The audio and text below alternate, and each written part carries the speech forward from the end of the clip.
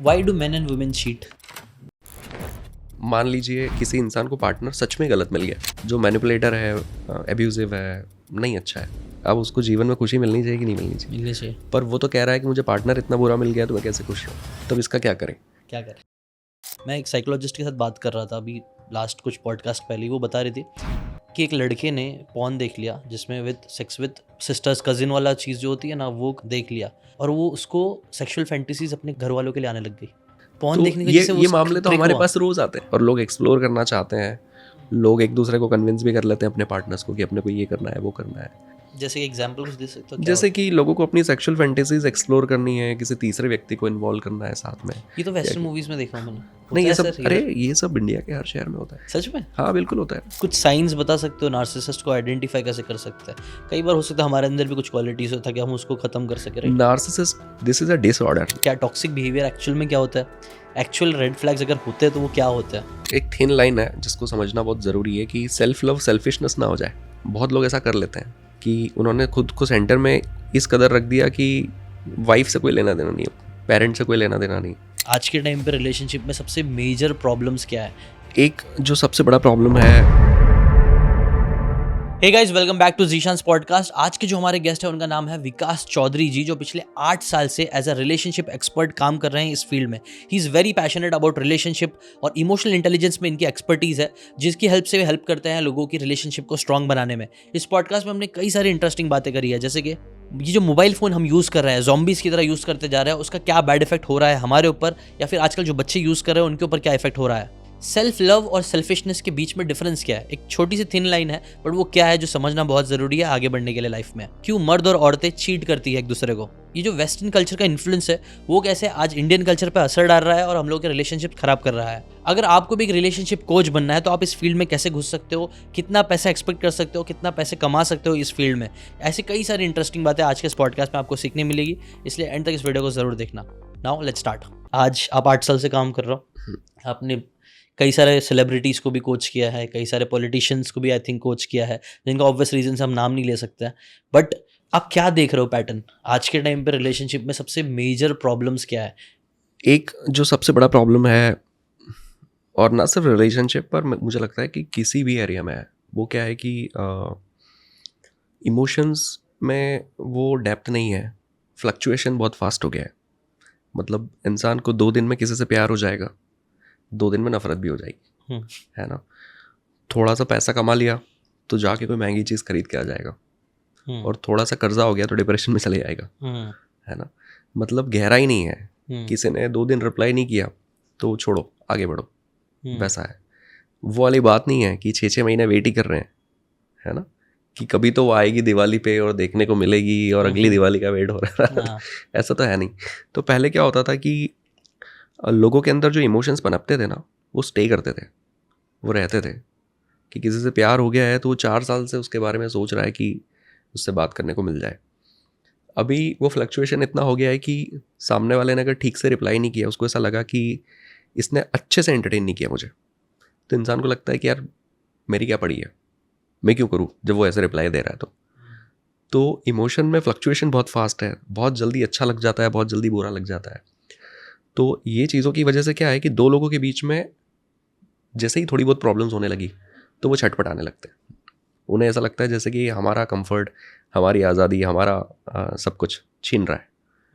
तो वो उनके अंदर वो शांति नहीं है। तो रिलेशनशिप में एक ट्रबल की सबसे बड़ी रीज़न यही है कि हमारे इमोशंस में डेप्थ नहीं है, गहराई नहीं है। कोई इंसान कुछ गलत भी कर रहा है तो व्यक्ति में इतना पेशेंस नहीं है कि मैं थोड़ा सा रुक के देख तो लूँ कि चाहता क्या है। ठीक है, मतलब गलत कर रहा है तो अभी जाकर उसके सिर पर बैठ जाएंगे और ये क्यों कर रहा है, वो क्यों कर रहा है, मुझे क्यों नहीं बताया, और ये दुनिया भर की चीज़ है। ये पेशेंस जा रहा है कहीं ना कहीं। हाँ, ये जा रहा है। और ये कहीं ना कहीं मतलब शॉर्ट्स कल्चर के जैसे नहीं लगता होता है कुछ? जैसे कि मैं एग्जांपल देता हूँ, मैंने नोटिस किया ये चीज़। अगेन जब मैं बोर हो रहा था तब मैंने नोटिस किया ये वाली बात को कि जब हम रील स्क्रॉल करते हैं, ऐसा मेरे साथ हुआ भी है। एक रील स्क्रॉल किए, अब भी कुछ कॉमेडी आई, हम हंसे। वैसे ही मैंने एक रील स्क्रॉल किया, कुछ सैड आ गया। मतलब पल में इमोशन चेंज कर रहे हैं रील।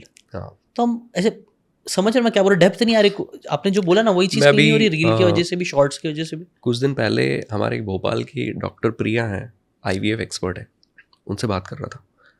उन्होंने बताया कि रील्स का असर किस लेवल पे है कि एक प्रेग्नेंट लेडी बैठ के दिन भर, क्योंकि काम है नहीं, अभी छुट्टी वुट्टी ले ली ऑफिस से, अब कहीं जाना नहीं है, अब दिन भर एंटरटेन कैसे करे, सबसे ज़्यादा रील तो वो देख रही है। तो वो बोलती है कि आप जो रील देख रहे हो और उसकी वजह से जो डोपामिन स्पाइक आ रहा है और ये सब कुछ हो रहा है, आपके इमोशंस में जो फ्लक्चुएशंस हो रहे हैं, तो अब मुझे वो एकदम टेक्निकल लैंग्वेज नहीं पता, बट उन्होंने कहा कि इसका असर प्लेसेंटा वगैरह पे पड़ता है और वो बच्चा भी इन पैटर्न्स को एक्सपीरियंस कर रहा होता है। वो कंटेंट नहीं देख रहा है पर वो आपके इमोशन में जो फ्लक्चुएशन हो रहे हैं उसको वो भी एक्सपीरियंस कर रहा है। राइट। तो वो अभी पैदा भी नहीं हुआ है बट वो इस दुनिया में आएगा ही इन पेशेंट। आप समझ रहे हैं कि इसका असर उस लेवल तक है कि जो बच्चा पैदा नहीं हुआ है उस पर भी असर पड़ जाता है कि हम इमोशनली कैसा फील कर रहे हैं इससे। तो हम तो उस चीज़ को कर ही रहे हैं, हम तो रील्स और ये सब लेकर बैठे ही हैं, कंटेंट में लगे हुए हैं, तो ये हमारी साइकोलॉजिकल हेल्थ को क्यों नहीं डिस्टर्ब कर सकता? बिल्कुल कर सकता है। और ये ना एक होपलेसनेस भी क्रिएट कर सकता है, क्योंकि this is not a healthy dopamine जो ऐसे रिलीज़ हो रहा है। तो लोगों को जब ज्ञान मिलता है, नए परसेप्शंस मिलते हैं ना, तो डोपामीन रिलीज़ होता है।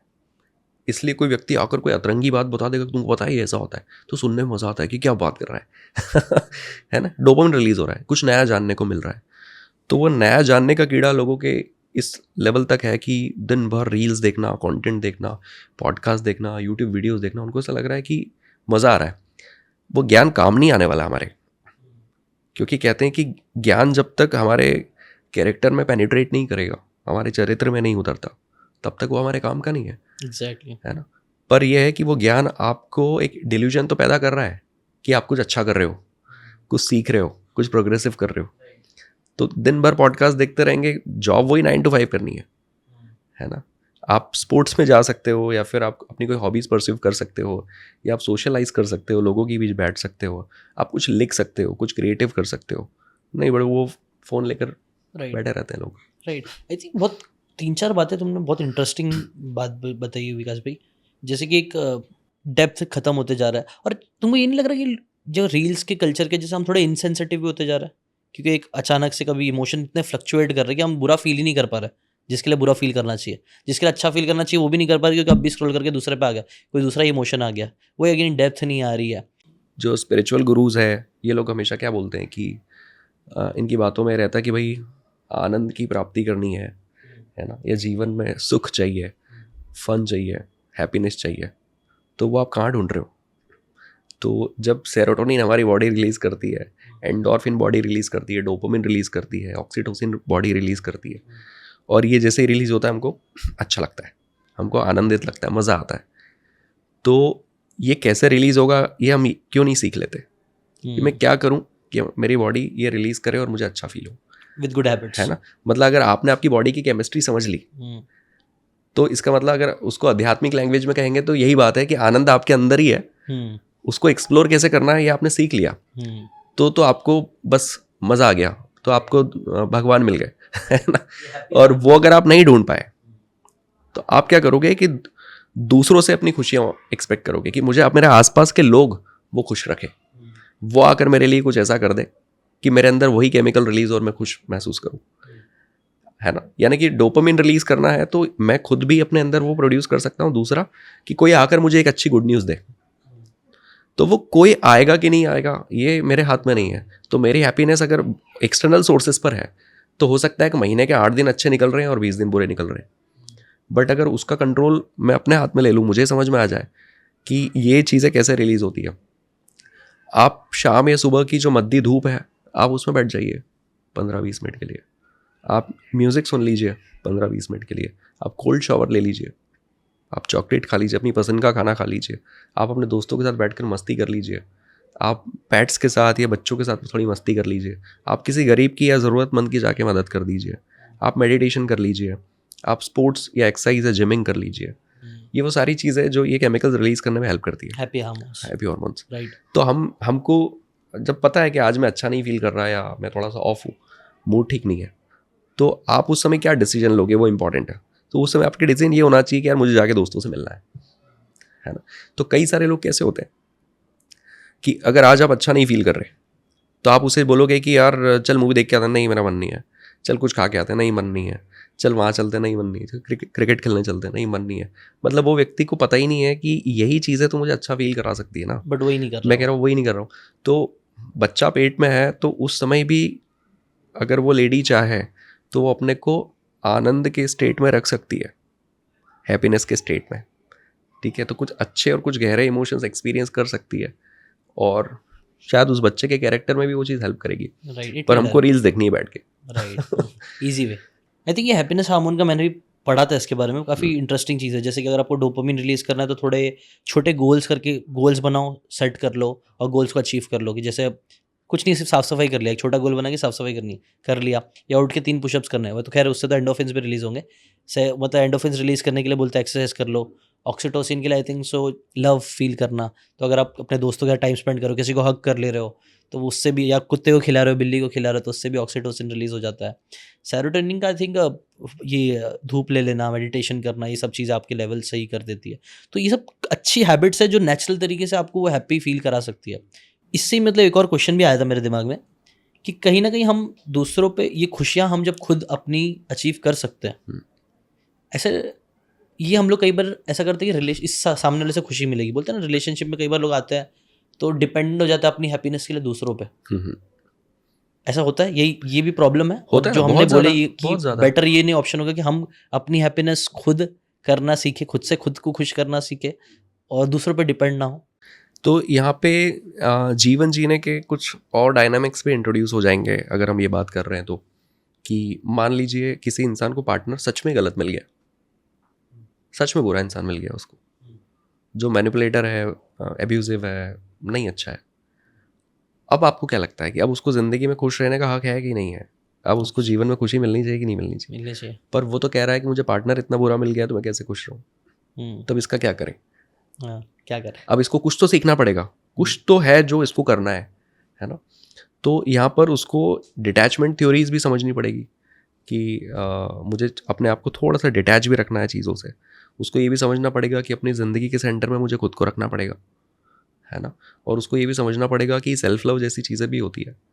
तो ये सब एंगल क्या है कि मेरा पार्टनर अच्छा नहीं है पर मुझे ट्रैवल का शौक़ है, या मुझे राइडिंग का शौक़ है, या मुझे गार्डनिंग का शौक़ है, मुझे बुक पढ़ना पसंद है, मुझे म्यूज़िक पसंद है, मुझे सोशलाइज करना पसंद है, मैं ये सब बंद ना कर दूँ, है ना। मुझे क्रिकेट का शौक़ है तो मैं क्रिकेट खेलूँ। मुझे अगर कुछ लिखने का शौक़ है या फिर ये सब चीज़ें मेरा पैशन है तो मैं वो काम बंद ना कर दूँ, है ना। मेरे लिए फ़िटनेस और मेरी हेल्थ इंपॉर्टेंट है। मुझे पता है कि यार मैं स्ट्रेस ले रहा हूँ तो मेरी हालत ख़राब हो रही है, तो मेरे लिए वर्कआउट या ये सब चीज़ें ज़रूरी है तो मैं वो बंद ना कर दूँ। मेरे लिए मेरी डाइट इंपॉर्टेंट है तो वो बंद ना कर दूँ। तो ये सेल्फ लव का हिस्सा है कि जहाँ पर हम अपने आप को बर्बाद नहीं होने दे रहे हैं। ठीक है, ये अगर अच्छा होता तो ज़िंदगी और हसीन होती, बट अगर ये अच्छा नहीं भी है तो इसका मतलब ये नहीं ना कि मैं बीमार पड़ जाऊँ। मुझे तो अपनी चीज़ें करनी ही पड़ेंगी, है ना। ये बुरा भी है तो इसका ख्याल तो मैं रख ही रहा हूँ, पर मुझे अपना ख्याल भी तो रखना ही है। तो क्या होगा कि एक अच्छा पार्टनर ना होने के बाद भी जब मुझे कोई पूछे कि यार तेरा जीवन कैसा चल रहा है, मैं कहूँ यार मैं अपने लाइफ में हर वो चीज़ कर रहा हूँ जो मैं करना चाहता हूँ, बस पार्टनर उतना अच्छा नहीं है। तो एक फुलफिलमेंट रहेगा लाइफ में कि यार रिलेशनशिप वाला डायमेंशन जो है वो थोड़ा खाली रह गया, अदरवाइज मैंने सारी चीज़ें की है। हम लोग क्या करते हैं कि हम अपने लाइफ में उस इंसान को सेंटर में रख लेते हैं जिसको हम सबसे ज़्यादा नापसंद करते हैं। जैसे कि मैंने बहुत लोगों को देखा है कि हाउस वाइफ है सपोज, उसकी मदर इन लॉ से नहीं बनती, उसकी ज़िंदगी के सेंटर में मदर इन लॉ खड़ी रहेगी। मतलब वो मदर इन लॉ को इतना ज़्यादा इंपॉर्टेंट मान लेगी कि आज मदर इन लॉ ने क्या बोला, क्या कहा, मेरी बात पे कैसे रिएक्ट किया, मेरे बारे में फलाने को क्या कहा, वो सब बातों पे खूब सोच रही है और खूब ज़्यादा उसको थॉट दे रही है और उस पर रिएक्ट कर रही है। जबकि जो इंसान मुझे बिल्कुल नहीं पसंद है वो मेरी ज़िंदगी के थर्ड सर्कल में जाना चाहिए, सीधा प्राइमरी में तो होना ही नहीं चाहिए कि यार वो क्या बोलता है और क्या नहीं बोलता है और उसको क्या लगता है, मुझे नहीं फ़र्क पड़ता, राइट, है ना। तो ये हम लोग के साथ होता है। क्यों? क्योंकि अगर आप इमोशंस की बात करोगे तो negative emotions low frequency emotions होते हैं, तो वो जल्दी से आ जाते हैं, वो जल्दी एक्सपीरियंस करते हैं। जैसे कि आपको गुस्सा बहुत जल्दी आ जाएगा अगर कोई चीज़ अच्छी नहीं हुई तो, है ना। आप डिसअपॉइंट जल्दी हो जाएंगे, बुरा जल्दी लग जाएगा। पर मैं कहूँ कि ज़रा ग्रेटिट्यूड तो प्रैक्टिस करो, वो एकदम से नहीं आएगा, उसके लिए थोड़ा जोर लगाना पड़ेगा, कुछ दिनों तक करना पड़ेगा, थोड़ा टाइम देना पड़ेगा। मैं कहूँगा कि यार थोड़ी डिविनिटी तो एक्सपीरियंस करोगे, अपने आसपास इतनी अच्छी एनर्जी है तो वो आप एकदम से नहीं कर पाएंगे। तो क्योंकि वो हाई फ्रिक्वेंसी इमोशंस है, तो जिन्होंने वो स्टेट अचीव किया है ना, वो वहीं रहते हैं, क्योंकि वो इमोशंस सस्टेन करते हैं, है ना। जो लोग ग्रैटिट्यूड में जीते हैं ना, उनकी पूरी ज़िंदगी की दिशा ही अलग होती है। वो हमेशा कहते हैं यार ऊपर वाले ने जो दिया है ना बहुत है, वो हमेशा ऐसा कहते हैं, चाहे आज ही कुछ बुरा हो गया उनके साथ, कोई बात नहीं, हो गया तो हो गया। और जो लोग लो फ्रिक्वेंसी इमोशंस में ज़्यादा जीते हैं, है ना, उन्हें अपने अगले मोमेंट की नहीं पता होती कि वो क्या सोच रहे होंगे। या अभी कुछ हो जाएगा, कहीं गाड़ी किसी ने कुछ कमेंट कर दिया पार्किंग में, वो गार्ड ना करके दिया, यहाँ नहीं वहाँ लगाओ, तो वहीं गुस्सा कर लेंगे उस पर, उससे ही बढ़ जाएंगे है ना। तो हम किस तरह के इमोशंस एक्सपीरियंस कर रहे हैं, ये सब चीज़ों का भी मायना है। तो जो लोग लो फ्रिक्वेंसी इमोशंस एक्सपीरियंस कर रहे हैं, अगर उन्हें गलत पार्टनर मिल गया तो वो ज़िंदगी भर ऐसा महसूस करेंगे जैसे हमारा सब कुछ बर्बाद हो गया, कुछ नहीं बचा वैसा। और वो उसी इंसान को सेंटर में रख लेंगे, वो ये सोच ही नहीं पाएंगे कि ये इंसान को तीसरे सर्कल में डालो, राइट। ये यहाँ नहीं होना तो ये चाहिए। 3 सर्कल क्या है, और इससे रिलेटेड तीसरा सर्कल यानी पहला प्राइमरी सर्कल आपने बताया, प्राइमरी सर्कल क्या होता है, इसको थोड़ा डिफाइन प्राइमरी सर्कल मतलब मैं इसको ऐसे देखता हूँ कि आप मुझे बताइए कि हमारी लाइफ में एक किसी भी रैंडम पर्सन की लाइफ में क्या क्या इंपॉर्टेंट होता है। Travel, fun, food, health, wealth, नाम, शोहरत, दोस्त, पेरेंट्स, बच्चे, उसके शौक, म्यूज़िक, उसकी हेल्थ, और क्या क्या इंपॉर्टेंट होता है, बहुत सारी चीज़ें इंपॉर्टेंट। तो ये सब उसके ज़िंदगी के एक सर्कल में है। पर इन सारी चीज़ों को कौन सी चीज़ इम्पैक्ट करेगी, जो उसके जीवन के सेंटर में है ना। मान लीजिए मेरी गर्लफ्रेंड ज़िंदगी के सेंटर में है और वो टॉक्सिक है, तो उसके टॉक्सिक होने की वजह से मेरी लाइफ के ये सारे डायमेंशन प्रभावित होंगे, है ना। क्योंकि वो ऐसी है, इसलिए मेरा ट्रैवल, मेरी फिटनेस, मेरे हेल्थ, मेरे दोस्तों के साथ रिलेशन, मैं मतलब एक फुलफिलमेंट में नहीं रहूँगा, है ना। तो ज़िंदगी के सेंटर में कौन होना चाहिए, हम होने चाहिए, या हमारी खुशी होनी चाहिए, या ग्रोथ होनी चाहिए। तो वो चीज़ का आप ख्याल रख रहे हो ना, तो ये सारी चीज़ें अच्छी चलेगी। Right. If I am happy तो मेरा ये सारी चीज़ें फुलफिल हो जाएगी। और वो चीज़ें जो मुझे बिल्कुल ही नापसंद है, वो इस सेकंड सर्कल के भी बाहर रहेगी, है ना। कि यार मैं इन चीज़ों के बारे में कम बात करूँगा, मैं इनमें कम इंटरेस्टेड हूँ, और ये क्या करते हैं इससे मुझे कम फ़र्क पड़ता है। राइट। फोकस आपका वहाँ पे नहीं रहेगा ज़्यादा, फोकस आपको अपने ऊपर करना है।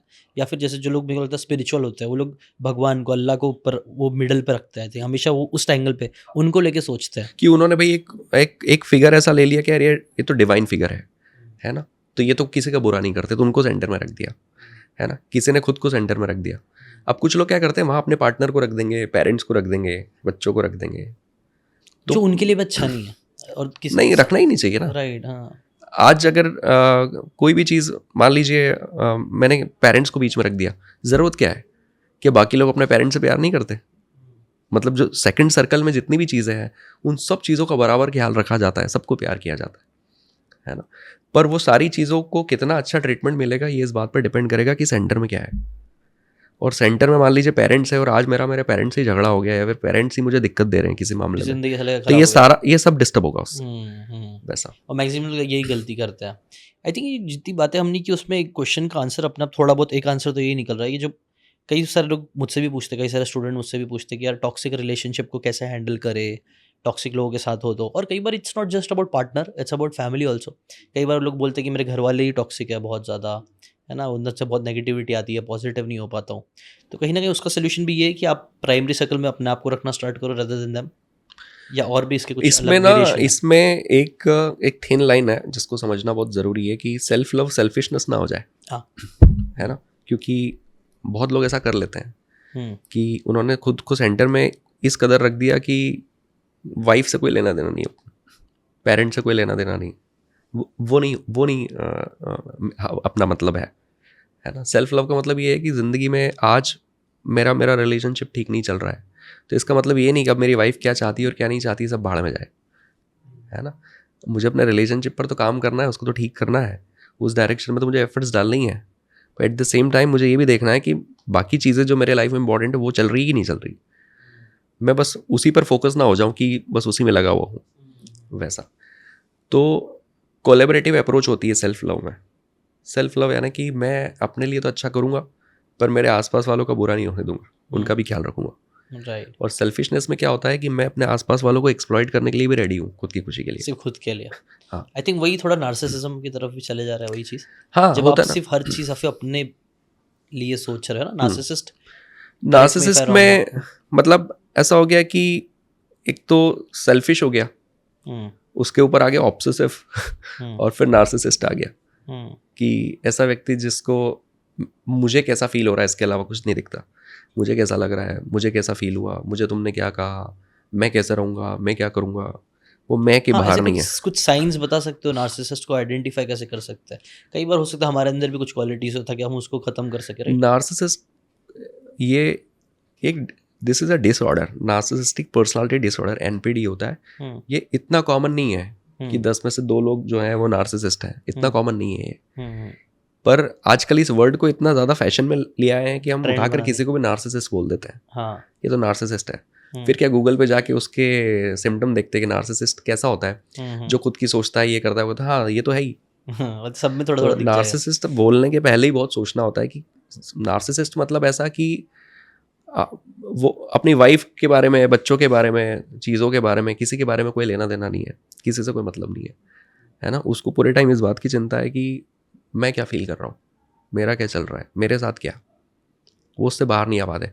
मेरी वजह से ही मेरी वाइफ जो है उसकी ज़िंदगी ख़राब हो चुकी है या वो ट्रबल में है, मुझे वो नहीं दिखेगा। उसकी ट्रबल में उसके बाद भी तूने मेरे को खाना गर्म करके नहीं दिया, वैसा। तो नार्सिसिस्टिक वाली चीज़ें ऐसी होती है।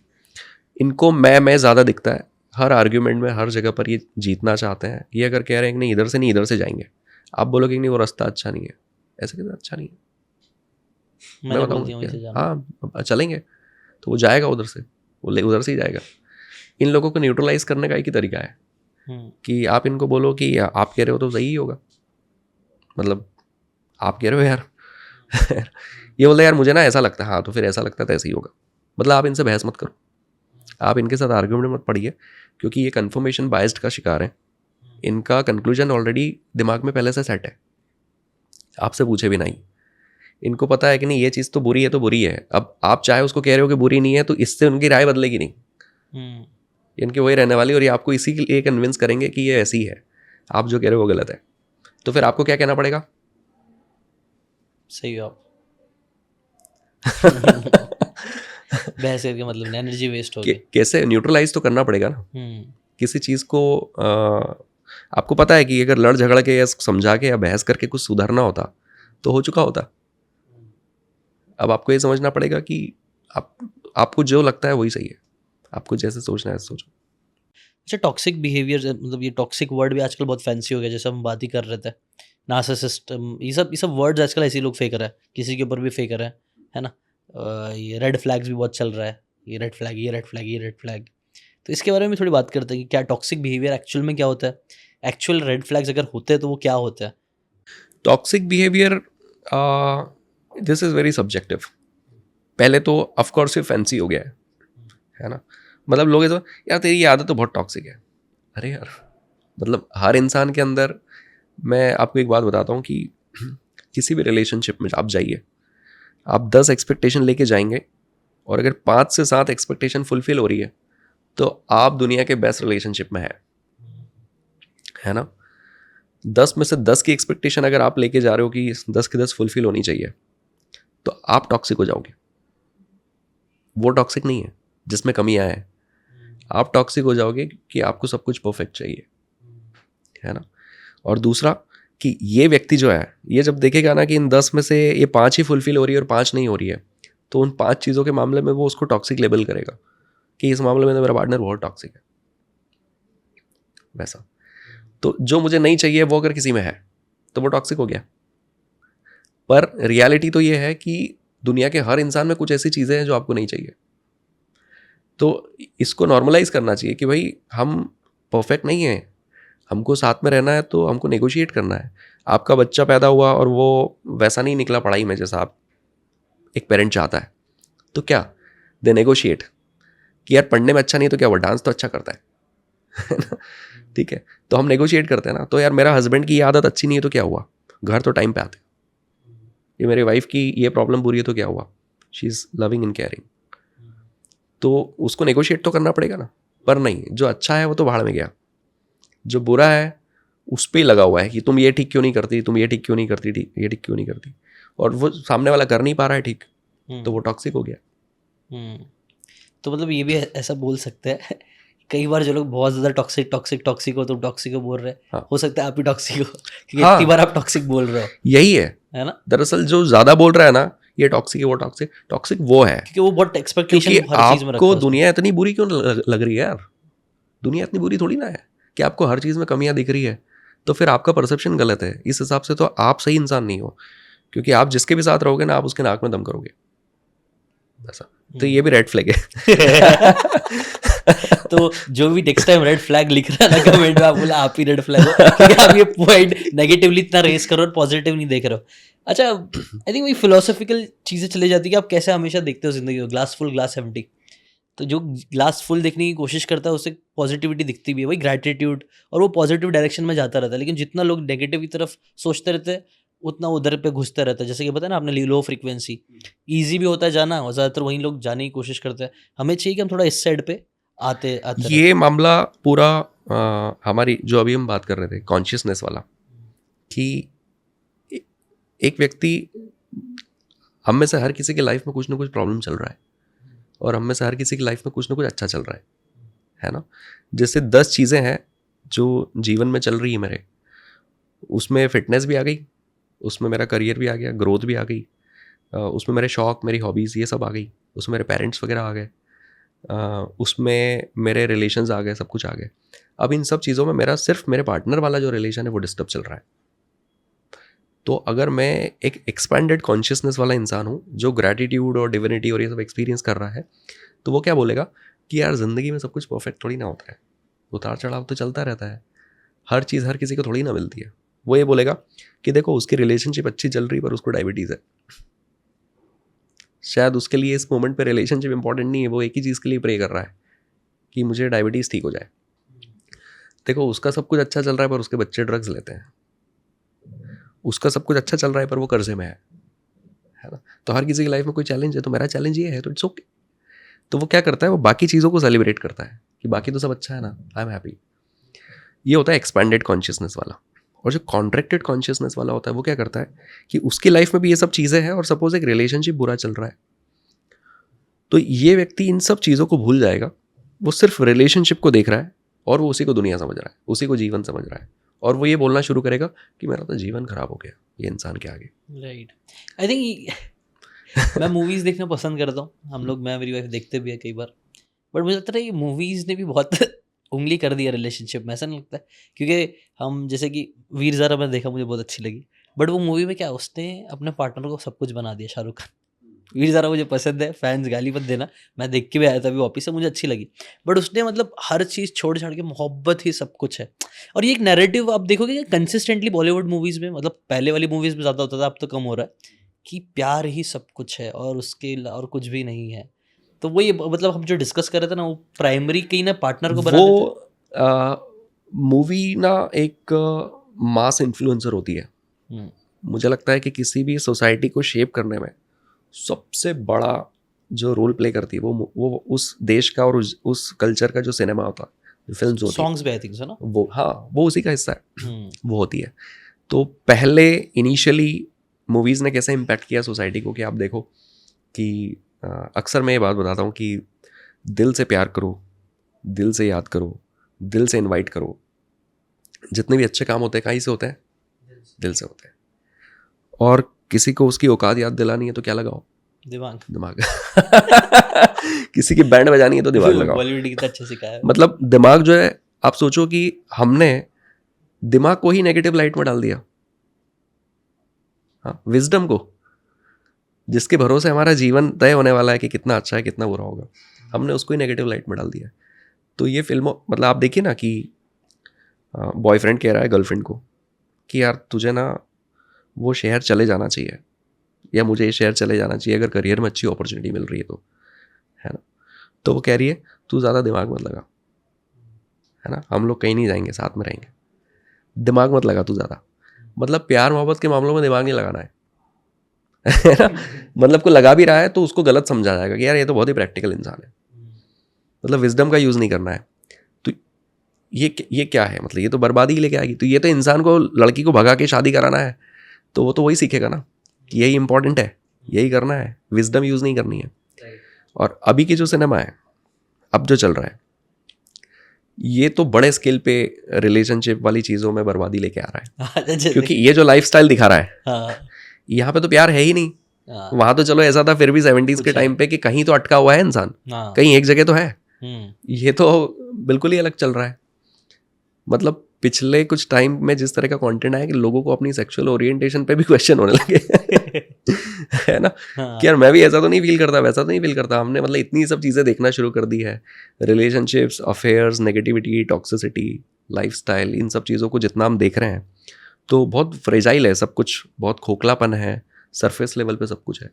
तो हम ऐसे ही देख रहे हैं और ऐसे ही हम बनना चाहते हैं, तो ये तो गड़बड़ कर रहा है। राइट क्योंकि हम जो चीज़ देखते हैं वो चीज़ हमारी लाइफ में बहुत ज़्यादा इम्पैक्ट करती है और हमको रियलाइज़ भी नहीं होता वो चीज़। मैं एक साइकोलॉजिस्ट के साथ बात कर रहा था अभी लास्ट कुछ पॉडकास्ट पहले ही, वो बता रही थी कि एक लड़के ने पॉर्न देख लिया जिसमें with sex with sisters cousin वाला चीज़ जो होती है ना, वो कर लिया, उसने देख लिया और कहीं ना कहीं उसके दिमाग में वो चीज़ आ गई और वो उसको सेक्सुअल फैंटेसीज अपने घर वालों के लिए आने लग गई। तो वो एक चीज़ देखने की वजह से सोचो क्या हो सकता, मतलब वो उसको वो ऑब्सेसिव बोलते हैं, ओसीडी हो गया उस चीज़ का। एंड ही वाज वेरी परेशान हो गया था वो बच्चा, बोल नहीं पा रहा था, एम्बेरस हो रहा था कि गिल्ट में मरे जा रहा था वो, क्योंकि ऐसी चीज़ें आने लग जाए। मतलब ये एक्सट्रीम, मैं सुन के शौक में आ गया यार ऐसा भी होता है। बट वो सोर्स जब मालूम पड़ा तो सोर्स क्या था, एक पॉर्न था। पॉर्न तो देखने की वजह से ये मामले तो हमारे पास रोज आते हैं। हाँ ऐसे अच्छा हाँ, लोगों की सेक्सुअल फैंटेसीज कितनी है, और ये आती कहाँ से, हम देखते कहीं ना कहीं से, राइट? देखते हैं और लोग एक्सप्लोर करना चाहते हैं। लोग एक दूसरे को कन्विंस भी कर लेते हैं अपने पार्टनर्स को कि अपने को ये करना है वो करना है। तो कई बार उसकी वजह से लाइफ में पंगे हो जाते हैं, लफड़े हो जाते हैं, टेंशन हो जाती है। तो आते हैं कि सर उस समय तो हम दोनों रेडी थे कि ऐसा कुछ करना है, पर उसके बाद में हमारा रिलेशनशिप बर्बादी हो गया, ख़राब हो गया। जैसे एग्जांपल कुछ दे सकते हो? जैसे कि लोगों को अपनी सेक्सुअल फैंटेसीज एक्सप्लोर करनी है, किसी तीसरे व्यक्ति को इन्वॉल्व करना है साथ में। ये तो वेस्टर्न मूवीज में देखा मैंने। नहीं ये सब, अरे ये सब इंडिया के हर शहर में होता है। अरे बाप रे सच में? हाँ बिल्कुल होता है, ये सब कुछ हो रहा है ना। सेक्सुअल फैंटेसीज लोग बहुत एक्सप्लोर कर रहे हैं, थर्ड पर्सन को इन्वॉल्व करके करना, थर्ड पर्सन को इन्वॉल्व कर रहे हैं या फिर दूसरे और कपल्स को इन्वॉल्व करके कर रहे हैं। अच्छा, मतलब कपल हाँ, ये ऐसी बहुत सारी चीज़ें हैं। तो कुकोल्डिंग जैसी चीज़ें होती है। क्या? कुकोल्ड। तो अब नेक्स्ट टाइम जब आप पॉर्न देखोगे तो कुकोल्ड कैटेगरी वाला देखना तो आपको समझ में आएगा कि कुकोल्ड अच्छा ओके। कुकोल्ड यानी हस्बैंड है और हस्बैंड को ये देखना है कि उसकी वाइफ किसी और के साथ सेक्स कर रही है, और वो उसको देखना चाहता है और वो उस चीज़ को एंजॉय करता है। उसको ज्वाइन भी करेगा, नहीं भी करेगा, बट वो ओके ये मैंने मूवीज में देखा है, कोई ना कोई मूवी में देखा है। तो ऐसी चीज़ें बहुत ज़्यादा होती है। तो इंडिया क्या बहुत एक इनसिक्योर कंट्री इन सब मामलों में, क्योंकि यहाँ लोगों के अंदर बहुत डर है, होना भी चाहिए खैर। तो लोगों को लगता है कि यार हमने किसी को बुला तो लिया है, तो ऐसा तो नहीं कि कैमरा वैमरा लगा के आ गया हो, कुछ रिकॉर्ड कर लिया हो, ये कर लिया हो, वो कर लिया हो, या ऐसा कुछ ना हो जाए इसके लिए ये भी इधर से ऐसी तैयारी से बैठे हुए हैं। मतलब ऐसी कई चीज़ें होती है। तो लोगों के अंदर टेंशन है कि सर ऐसा तो नहीं हो गया होगा, वैसा तो नहीं हो गया होगा, या ये सब होने के बाद एक पार्टनर को लग रहा है कि ये दोबारा ये सब होना चाहिए, और एक को लग रहा है नहीं यार वो गिल्ट में जा चुका कि ये हमने क्या किया। तो पूरे रिलेशनशिप में हाँ स्पॉइलर है ना, ये सब चीज़ें होती है, पर लोग करते हैं क्योंकि ब्रेन उस लेवल पर स्टिमुलेट हो जाता है कि जब आप पॉर्न देख रहे हैं और आपका पार्टनर आपके साथ में है और आप दोनों सेम फ्रिक्वेंसी से एक डायरेक्शन में सोच रहे हैं, तो उस समय सब सही लगता है। राइट मतलब वही अगेन हम सुपरफिशियल लेवल पे बहुत ऐसे डिसीजन ले लेते हैं जो लॉन्ग टर्म में बजा देती है। और ये सब में वही हम जो बात कर रहे थे बॉलीवुड मूवीज, चलो ठीक है, हॉलीवुड और वेस्टर्न फिलोसफीज, मतलब जो वेस्टर्न कल्चर है वो भी हम बहुत ज़्यादा अडॉप्ट करने की कोशिश कर रहे हैं। मुझे लग रहा है हर जगह पे वो कॉन्सर्ट वाला फैशन, ये सारी चीज़ें बाहर ही ज़्यादा होता था ना, वही सब देख के अब इंडिया में भी बहुत ज़्यादा लगे। कॉन्सर्ट तो एक छोटी चीज़ है, इसमें रिलेशनशिप की बात करें तो क्या क्या चीज़ें देख रहे हो कि हम वेस्टर्न फिलोसफी से, मतलब वो लोग के कल्चर से इंस्पायर होकर हम लोग कर रहे हैं जो आज के टाइम पे गलत है? कैसा है यार कि मतलब ये तो नकल में अकल लगाने वाली बात है कि कॉपी भी क्या करना है तो थोड़ा समझना चाहिए ना। नकल के लिए अकल चाहिए। हाँ, अगर हम उनकी सड़कें या उनका इंफ्रास्ट्रक्चर या उनकी टेक्नोलॉजी से इंस्पायर हो रहे हैं तो बात अलग है, पर हम उनकी लाइफस्टाइल से इंस्पायर हो रहे हैं तो उनकी, आप देखिए कि हमारे यहाँ जैसे मैंने बताया था कि डिवोर्स इंडिया में 1% है, तो यूएस में 30% के भी ऊपर है। तो अब हम उनसे सीखेंगे क्या कि रिलेशनशिप कैसे चलेंगे, पर हम उनसे ही सीख रहे हैं, हम उन्हीं को, हाँ उन्हीं के उस पे हैं। अच्छा, वहाँ पर ऐसा नियम ही नहीं होता है उन कंट्रीज़ में कि मैं और मेरी वाइफ हैं और पेरेंट्स मेरे साथ में रहेंगे, वहाँ ऐसा नहीं चलता। ठीक है, इन लॉज साथ में नहीं होते हैं, ये बहुत रेयर केस होता है कि कोई प्रॉब्लम ही है तो और हमारे यहाँ कैसा होता है, हम उसको सेवा का नाम देते हैं कि यार पेरेंट्स है, उनका बुढ़ापा है, उनकी सेवा करना है, उनका ख्याल रखना है। तो आप देखो ना, दोनों देशों की मानसिकता या उनकी जो संस्कृति, उसमें सोच का कितना फ़र्क है कि हम पेरेंट्स को किस लेवल पे सोचते हैं, सोचने वाले लोग हैं कि यार सेवा करना, और वहाँ फैशन है कि शादी कर ली तो अभी तुम अलग हम अलग, है ना, वैसा है। अब हम उनसे सीख रहे हैं, सब उनको कॉपी कर रहे हैं। तो मतलब ये तो हमारे दिमाग पर पत्थर पड़ गए ना। राइट, मतलब हमारे इंडिया में बहुत सी चीज़ें अच्छी है जिसको हमें, मतलब जैसे कल्चर, हमारे इंडिया में काफ़ी कल्चर्स बहुत अच्छे हैं और उसको हमें फॉलो करना चाहिए, उसको इज्जत करनी चाहिए। वेस्टर्नर्स मुझे लगता है उनसे सीखने के लिए ना, हम बिजनेस कैसे करना चाहिए वो सीख सकते हैं, मार्केटिंग कैसे करना चाहिए वो सीख सकते हैं। ये सब हाँ, चीज़ों में वो लोग बिल्कुल। बहुत अच्छे हैं, बट रिलेशनशिप में वो लोग बहुत गंदे हैं। वो लोग रिलेशनशिप के मामलों में तो उनको हमसे सीखने की ज़रूरत है। हाँ, वो लोग मतलब जितनी भी उनकी मूवीज़ भी देखो या फॉरेनर से बात करो, हर दूसरा इंसान ऐसा लगता है वो डिवोर्सी है, इसका बच्चा इसके बाप के साथ नहीं रहता है, मतलब माँ अलग है, इसका इस एक पति ने किसी और के साथ शादी करके रखी, मतलब बहुत मेस्ड अप रहता है वो लोग का पूरा रिलेशनशिप, और उस चक्कर में बच्चे भी मेस्ड अप हो जाते हैं और फिर वो लोग वो यूज़ करते हैं रीज़न को ड्रग करने का, मतलब खैर ऐसा यूजुअली मूवीज़ में दिखता है ज़्यादातर। हमने एक बीच में एक जगह एक इवेंट किया था, उसका टाइटल था liberalised relationships and sinking emotions. Sinking emotions कि उदारवादी या फिर फ्रीडम वाले रिश्ते और डूबते इमोशंस। मतलब कॉन्सेप्ट ये था कि वो भी उस स्थिति में क्यों पहुँचे हैं कि फ्रीडम चाहिए, जो करना है करेंगे, है ना, कोई रोक टोक नहीं होना चाहिए किसी भी तरह की। और हम इंसान का जो पहला इंस्टिंक्ट होता है, जो हमारा साइकोलॉजिकल कंफर्ट इसी चीज़ में है कि मेरे पास क्या रहे, फ्रीडम रहे, मेरे पापा ना बताए मुझे कि मुझे क्या करना चाहिए, या मैं कुछ कर रहा हूँ तो मुझे रोको मत, मुझे मना मत करो। तो पहले कैसा होता था कि पहले हम इसको हमारे कल्चर और संस्कृति का हिस्सा मानते थे कि नहीं, पापा ने मना किया तो मतलब बात खत्म, नहीं की उसको इज्जत की तरह देखता था, इज्जत की तरह देखते। तो वो कॉम्प्रोमाइज़, हमको कॉम्प्रोमाइज़ नहीं लगता था, हमको लगता था कि यार यही जीवन है, ऐसे ही चलता है। अब हमको ऐसा लगता है यार आप कौन होते हो यार, आप कैसे इंटरफेयर कर सकते हो, मेरा डिसीजन है, ये तो मेरा डिसीजन है यार। तो अब हम इस तरीके से सोचने लगे। तो हस्बैंड वाइफ भी ऐसे ही सोच रहे हैं कि मैं अपने दोस्तों से क्यों नहीं मिल सकती या क्यों नहीं मिल सकता, मैं क्यों नहीं हक कर सकता यार उनको, तुम कैसे नैरो माइंडेड हो, नैरो माइंडेड, है ना। ये सब तो फैंसी हम, टर्म्स हाँ, ऐसे टर्म्स की हम सामने वाले को ही नीचा दिखा दें।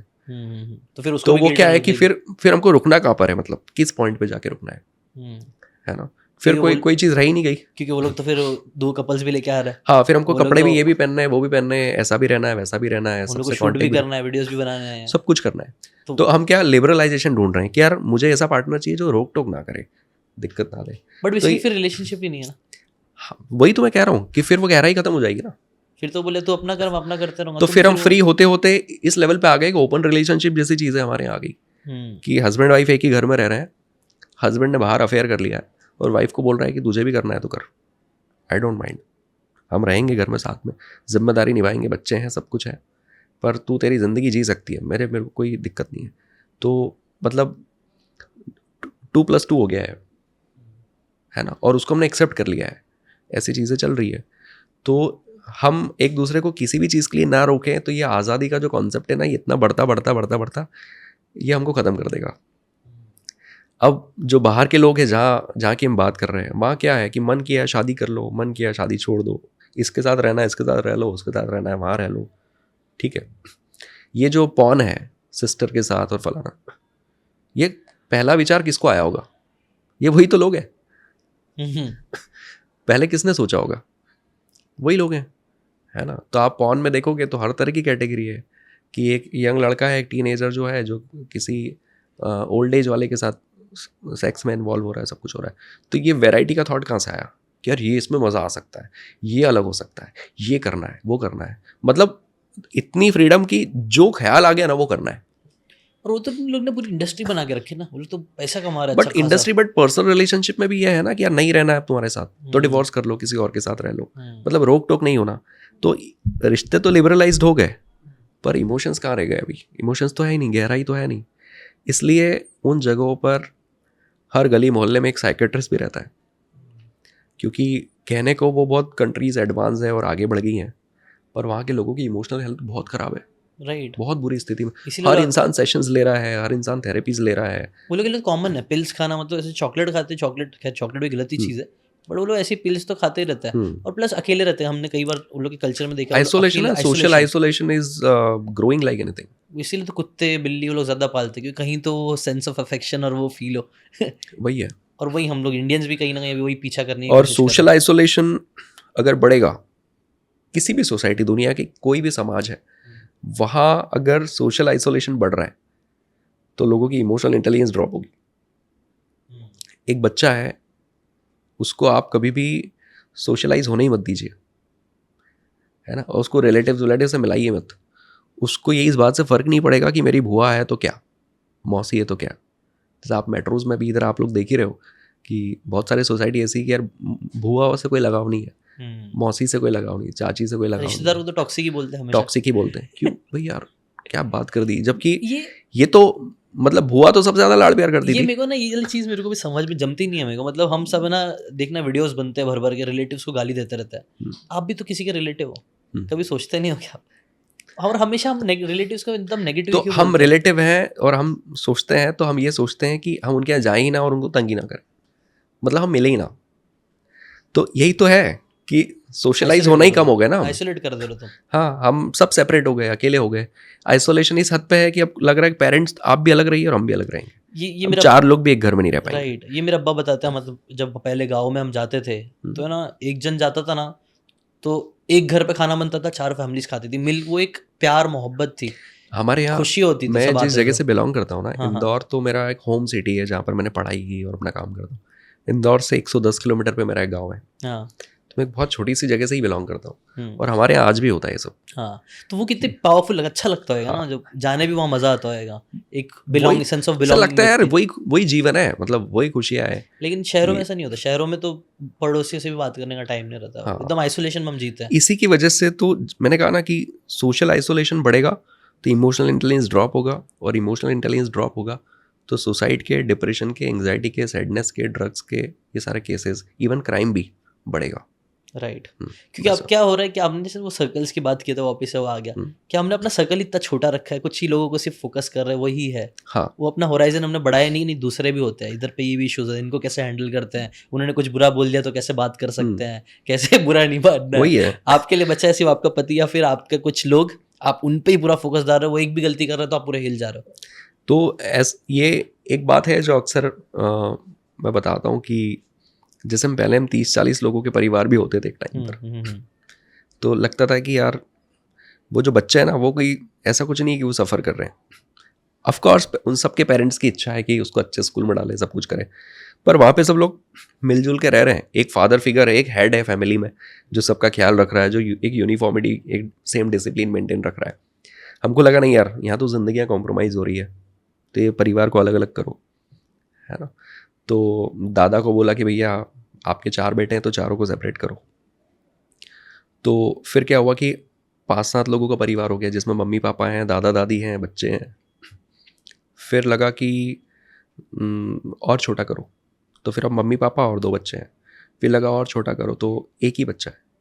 फिर अब लोगों को लगता है कि बच्चे भी नहीं करना है ना, ऐसे भी लोग हैं, हो रहा है, यही हो रहा है। तो वो 2, उनको लग रहा है इससे खुशी आ जाएगी, तो वो 2 लोग रह रहे हैं। अब 2 लोग भी लड़ ही रहे हैं यार।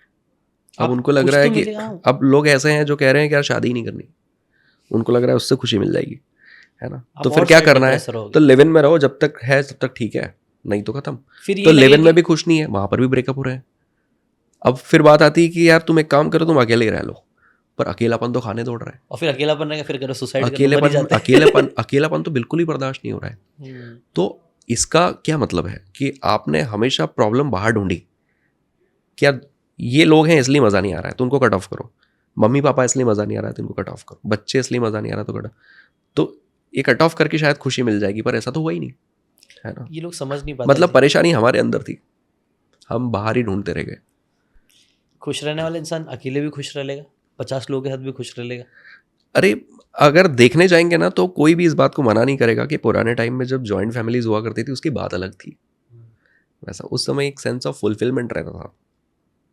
अब जो है ना, अब सब मटेरियलिज्म रह गया बस, कि हम क्या ब्रांड्स पहन रहे हैं और हम क्या सामान, और हमने कौन सा फ्लैट ले लिया और कौन से एरिया में और कौन सी गाड़ी, अब हम उसको फ्लॉन्ट करना चाहते हैं। और आजकल हर कोई पैसा कमा रहा है यार जीशान, आजकल पैसा कमाना कितना ऐसा कोई मुश्किल काम नहीं है, हर कोई पैसा कमा रहा है, हर कोई अच्छी ग्रोइंग इकोनॉमी है, हर हाँ, जगह पे कुछ ना अब कुछ। सभी कार खरीद रहे हैं, सभी का अच्छा घर है, सभी अच्छे ब्रांड्स पहन रहे हैं, तो अब वो सुपीरियरिटी भी नहीं बची कि मैंने कुछ अलग कर दिया। तो एक टीवी स्टार जो है वो भी लैंड रोवर में घूम रहा है, और एक इन्फ्लुएंसर जिसने 3 साल पहले वीडियो बनाना शुरू किए वो भी उसमें ही घूम रहा है। तो वो स्टार में और इसमें कोई ज़्यादा अंतर दिख कुछ रहा रहा नहीं नहीं। तो लाइफस्टाइल के हिसाब से तो अब हमारे पास कुछ बचा नहीं दिखाने को। है। अब लोगों को लगता था फॉरेन ट्रिप्स ये वो, तो आजकल लोग ये दुबई, सिंगापुर, मलेशिया जैसी जगह पर तो यूं ही चले जाते हैं, है ना। तो वो वाली बात भी नहीं रही। फ्लॉन्ट करने को यही रहेगा आगे भी चल के कि यार मैं और मेरी वाइफ पिछले 15 सालों से साथ में, वी आर वेरी हैप्पी। और लोग बोलेंगे कि यार किस्मत वाले हो यार, और हो भी रहा है। आई थिंक ये होगा ना, क्यों आजकल नहीं? मतलब जितने भी यंग लोग भी बात घूम फिर के रिश्तों पे ही आ जाएगी। 10 साल रिलेशनशिप, 10 साल रिलेशनशिप से बाहर वाले लोग भी देखो ना, कई बार बोलते हैं हो यू आर, वो तो सेलिब्रेट करते हैं बहुत ज़्यादा। 20 इयर्स ऑफ अमेजिंग यार। सिल्वर जुबली, गोल्डन जुबली हमारे यहाँ थोड़ी चलता था क्या, क्योंकि हमको ऐसा लगा नहीं कि ये इतनी कोई बड़ा माइलस्टोन है या अचीवमेंट है। तो हमको जीना है हाँ, साथ ये तो में, हमारा जीना। जीवन का स्टाइल ही है ये, राइट। ऐसे ही जीते हैं। ये भी है ना, वही हम अगेन पुरानी वाली बात पे आ रहे हैं, हम एक्सपेक्टेशन बहुत ज़्यादा रख रहे हैं और मन की बहुत ज़्यादा चलाने की कोशिश कर रहे हैं। मन नहीं कर रहा है इनके साथ रहने का, मन नहीं कर रहा है, मन नहीं कर रहा है। बट मन तो इतना फ्लक्चुएट करता है यार, मन तो कभी एकदम ऊपर रहता है, कभी एकदम, ये इमोशनल इंटेलिजेंस ही हो गया। आपके इमोशन जब पीक पर आएंगे आपको लगता है सब अच्छा है, इमोशंस खराब हुए आपको लगता है सब बुरे हो गए। आप मन के बेसिस पे मत रहो ना। इसलिए इमोशनल स्टेबिलिटी रिक्वायर्ड है, हम्म, इसलिए अध्यात्म की बातें होती है, इसलिए मेडिटेशन की बातें होती है, इसलिए सॉलिट्यूड की बातें होती है, इसलिए किताबें पढ़ना और चीज़ें सीखना और थोड़ा गहराई में जाना, लोगों के बीच बैठना। जैसे मैं आपको बता रहा था कि मुझे अच्छा लगता है लोगों को सुनना, तो मैं एक जगह से दूसरी के ट्रैवल कर रहा हूँ और अगर मैं सही फ्रेम ऑफ माइंड में हूँ तो मैं उस ड्राइवर को पूछने लगता हूँ कि कैसी लाइफ है उसकी, कितना पैसा कमाता है, कैसे उसका घर चलता है। तो मैं उसको जब सुन रहा होता हूँ तो मुझे ऐसा लगता है कि मतलब मुझे लोगों से बहुत प्यार है। मुझे ऐसा लगता है कि अगर मेरे आसपास लोग हैं, वो चाहे कोई भी हो, किसी भी शहर के हो, किसी भी कम्युनिटी के हो, कोई भी हो, कुछ भी कर रहा हो, तो मैं बहुत सेफ और प्रोटेक्टेड और अच्छा फील करता हूँ। मुझे लगता है कि यार मतलब हर किसी की एक कहानी है, तो मुझे वो कहानियाँ सुनना, वो जानना अच्छा लगता है। हर किसी के अपने स्ट्रगल्स हैं, हर कोई उन कहानियों से कुछ निकाल रहा है, कुछ सीख रहा है। हर किसी के पास एक फ़िलोसॉफी है, हर कोई एक चैप्टर लेकर बैठा है कि ये करना होता है लाइफ में। तो इसमें मज़ा है यार, तो वो मज़ा ढूंढने वाले लोग भी तो चाहिए। हमको ऐसा लगता है कि यार हमें फुर्सत नहीं ऐसी पंचायत सुनने की किसी की, है ना। सब अपनी अपनी सुनाना चाहते हैं, सुनने वाले कम हो रहा सुनने वाले कम हो गए, इसीलिए सेक्रेटरीज बढ़ेंगे आने वाले टाइम। और ये कीड़ा बढ़ रहा है। हाँ। आप देखो ना कि जैसे शार्क टैंक इंडिया है, हाँ, तो शार्क टैंक इंडिया में ऐसा मैंने सुना है, मुझे नहीं पता ये कितना सही है, कि शार्क टैंक इंडिया में जो सपोज एक नया शार्क ऐड कर रहे हैं इस बार, तो उसके लिए एप्लीकेशंस आती 50 हुई, अच्छा, है ना, और ऑडिशन होते हैं, और ऑडिशन में से फिर सेलेक्ट होते हैं कि हमको इनको एज ए शार्क लेना है ना। अब मैं सोच के हैरान हूँ कि हज़ारों करोड़ों की कंपनी आप लोगों ने बना दी और आपको ऑडिशन क्यों देना पड़ रहा है कहीं जाके यार। क्योंकि सबको फीचर होना है टीवी पर, सबको सेलिब्रिटी बनना है, सबको अटेंशन चाहिए, सबको फॉलोअर्स चाहिए। मतलब ये कीड़ा हमारा ख़त्म नहीं होगा, तो ये है। सोशली तो हमें हमेशा ऊपर फील हाँ, करना ही है। हमारे रिश्ते, हमारा अपने वाइफ के साथ कैसा भी चल रहा हो वो इम्पोर्टेंट नहीं है। सोशल मीडिया पे मेरे कितने फॉलोअर्स हो गए, वहाँ पे कितने लाइक्स कमेंट्स आ रहे हैं, लोग वहाँ अपना जीवन ढूंढ रहे हैं। तो गलत है ना, गलत है कि कैसा, क्या लगता है मतलब सही क्या ज़रूरत है। सुपरफिशियल है ना वो, हाँ, आज है superficial है ना। किसी और के कंट्रोल में हो गया ना, तो फिर वही है। फेसबुक के कंट्रोल में हो तो गया, YouTube के फ्लॉन्ट control में। करना या ये वो सोशल ब्लूप्रिंट पे ही आ गए हम लोग, सोशल पैराडाइम पे, कि जो हम लोगों को दिखा सके और लोगों को लगे कि अरे वाह वो काम करना है। मुझे क्या चाहिए, मुझे किससे खुशी मिलेगी, या लॉन्ग टर्म में मेरी हैप्पीनेस कैसे सस्टेनेबल रहेगी, वो उससे मतलब नहीं है। राइट। और ये कल ही मैं जब बोर हो रहा था ना कल, तो मेरे दिमाग में ये आया कि हम लोग है ना लोगों को भी जज करते हैं इस बेसिस पे कि दूसरे उन्हें कैसे जज कर रहा है। ये लाइन आप सोचो इस बारे में। हम दूसरों को इस बेसिस पे जज करते हैं कि कौन दूसरे उनको कैसे जज कर रहा है। हम सेलिब्रिटीज को क्यों इतना लाइक करते हैं, क्योंकि दूसरे उनको सेलिब्रिटी समझते हैं। आप सच में रिस्पेक्ट करते हो उस बंदे की, आपको सच में उसकी एक्टिंग पसंद है? नहीं। हम इतने सुपरफिशियल लेवल पे जिंदगी जी रहे हैं कि हम हर चीज के लिए ना दूसरों पर डिपेंडेंट है। अपने इमोशंस के लिए भी दूसरों पर डिपेंडेंट है, अपने ओपिनियन के लिए भी दूसरों पर डिपेंडेंट है। आप कौन हो? आप, ये सब मेरे को अभी रियलाइज हो रहा है धीरे धीरे। मैंने भी ये सब चीजें करी जो मैं बोल रहा हूँ, बट मेरे को रियलाइज हो रहा है कि मैं कौन हूँ, मुझे कौन पसंद है, मुझे किससे बात करना अच्छा लगता है। तो ये सब चीजें मुझे रियलाइज हो रही है अभी। मुझे डेप्थ वाले लोगों को पसंद आता है, उनकी रिस्पेक्ट करता हूँ, क्योंकि उन्होंने कुछ फॉलोअर्स तो किसके भी बढ़ सकते हैं। आप एक बना के आप किस्मत रही ऊपर वाले का हाथ रहा, आपने एक वीडियो बनाया होगा, बट आप में डेप्थ है क्या? आपके अंदर वो क्या बात है? आप सिर्फ कुछ गाना गाना भी सुपरफिश कितना अच्छा सा गा सकते हो, कितना आपने रियाज किया। आई थिंक उसको सेलिब्रेट करना चाहिए, उनको सेलिब्रेट करना चाहिए जिनके अंदर वो डेप्थ है, जिन्होंने लाइक ओलंपिक्स जीता है या फिर जो सालों से घसर है। बिकॉज वही एज अ सोसाइटी हम लोग उनको सेलिब्रेट करेंगे, हम उनसे इंस्पायर होंगे, हम उनकी तरह बनने की कोशिश करेंगे। वो सोशल पैराडाइम में अगर फिट नहीं बैठता है तो लोग उस शोशा के पीछे भागेंगे। लोगों को इस बात से मतलब नहीं है कि ओलंपिक में इस बार कितने हैं। Medals? अभी रिसेंटली मैंने कुछ मेडल्स आए हैं जो उसमें पैरा वाले में हैं। हाँ। तो उसके बारे में पीपल आर लीस्ट इंटरेस्टेड। तो क्योंकि ग्लैमर नहीं है, ये नहीं है, वो नहीं है, हवा नहीं है, तो ऐसे ही है। राइट। इमोशनल इंटेलिजेंस की हमने बहुत सारी बात करी, तो आपको लगता है रिलेशनशिप का कोर इमोशनल इंटेलिजेंस ही है? जिंदगी का ही कोर इमोशनल इंटेलिजेंस है। इमोशनल इंटेलिजेंस यानी इंसान अपनी ज़िंदगी में, आप देखिए कि व्यक्ति परेशानियों में कब आता है, जब वो भावनाओं में बहना शुरू कर देता है। वो चाहे किसी सामान को खरीदने की भावना हो कि मुझे ये खरीदना है, पैसा नहीं है तो भी जुगाड़ करके EMIs करके ले आया, फीलिंग्स टैकल नहीं कर पाया। बेटी की शादी सबसे अच्छी करनी थी तो कर्जा करके कर लिया। दूसरा, उस पर गुस्सा आ रहा था, मुझसे सहन नहीं हुआ तो कुछ उठाया और सिर फोड़ दिया, क्राइम कर लिया। ठीक है, वाइफ पर हाथ उठा दिया। ये सारी चीज़ें कैसे हो रही हैं कि इंसान अपने इमोशंस, व्यक्ति को पता है कि मुझे सुबह उठना है और जिम जाना है, सुबह उठ भी नहीं पा रहा और जिम भी नहीं जा पा रहा। क्यों? सेंटिमेंट्स नहीं संभाल पा रहा। सोने का मन कर रहा है, कल जाऊंगा, इच्छा नहीं कर रही, मन नहीं कर रहा है, तो मन को कैसे संभालें? तो emotional intelligence is a way to go, जो आपकी ज़िंदगी को एकदम ट्रैक पे रख सकता है। यानी ऐसा नहीं कि आप गलत काम नहीं कर रहे या फिर आप बहुत आदर्शवादी या संत बन गए, महान इंसान, ऐसा नहीं है। आप सब कुछ करो, बट कहते हैं कि a genius knows where to stop, कि मुझे पता होना चाहिए कि मुझे अब यहाँ रुक जाना चाहिए। बट जिन लोग अपने सेंटिमेंट्स पे कंट्रोल नहीं है, उनका वो पॉइंट कभी आता नहीं है, वो बढ़ते चले जाते हैं जिस भी चीज़ में है, तो वो उनकी ज़िंदगी के बैलेंस को बिगाड़ देता है। अभी कुछ टाइम पहले मैं हमारे इंदौर के सेंट्रल जेल में सेशन कर रहा था। अच्छा। कैदियों के साथ। अच्छा। प्रिजनर्स के साथ। इंटरेस्टिंग। तो इमोशनल इंटेलिजेंस पर, हालांकि ये बड़े दुख की बात यह है कि हम कई बार बहुत सारे कॉर्पोरेट्स को या एकेडमिक्स को बताते हैं कि इमोशनल इंटेलिजेंस पर इवेंट्स या वर्कशॉप्स होनी चाहिए, उनके समझ में नहीं आती।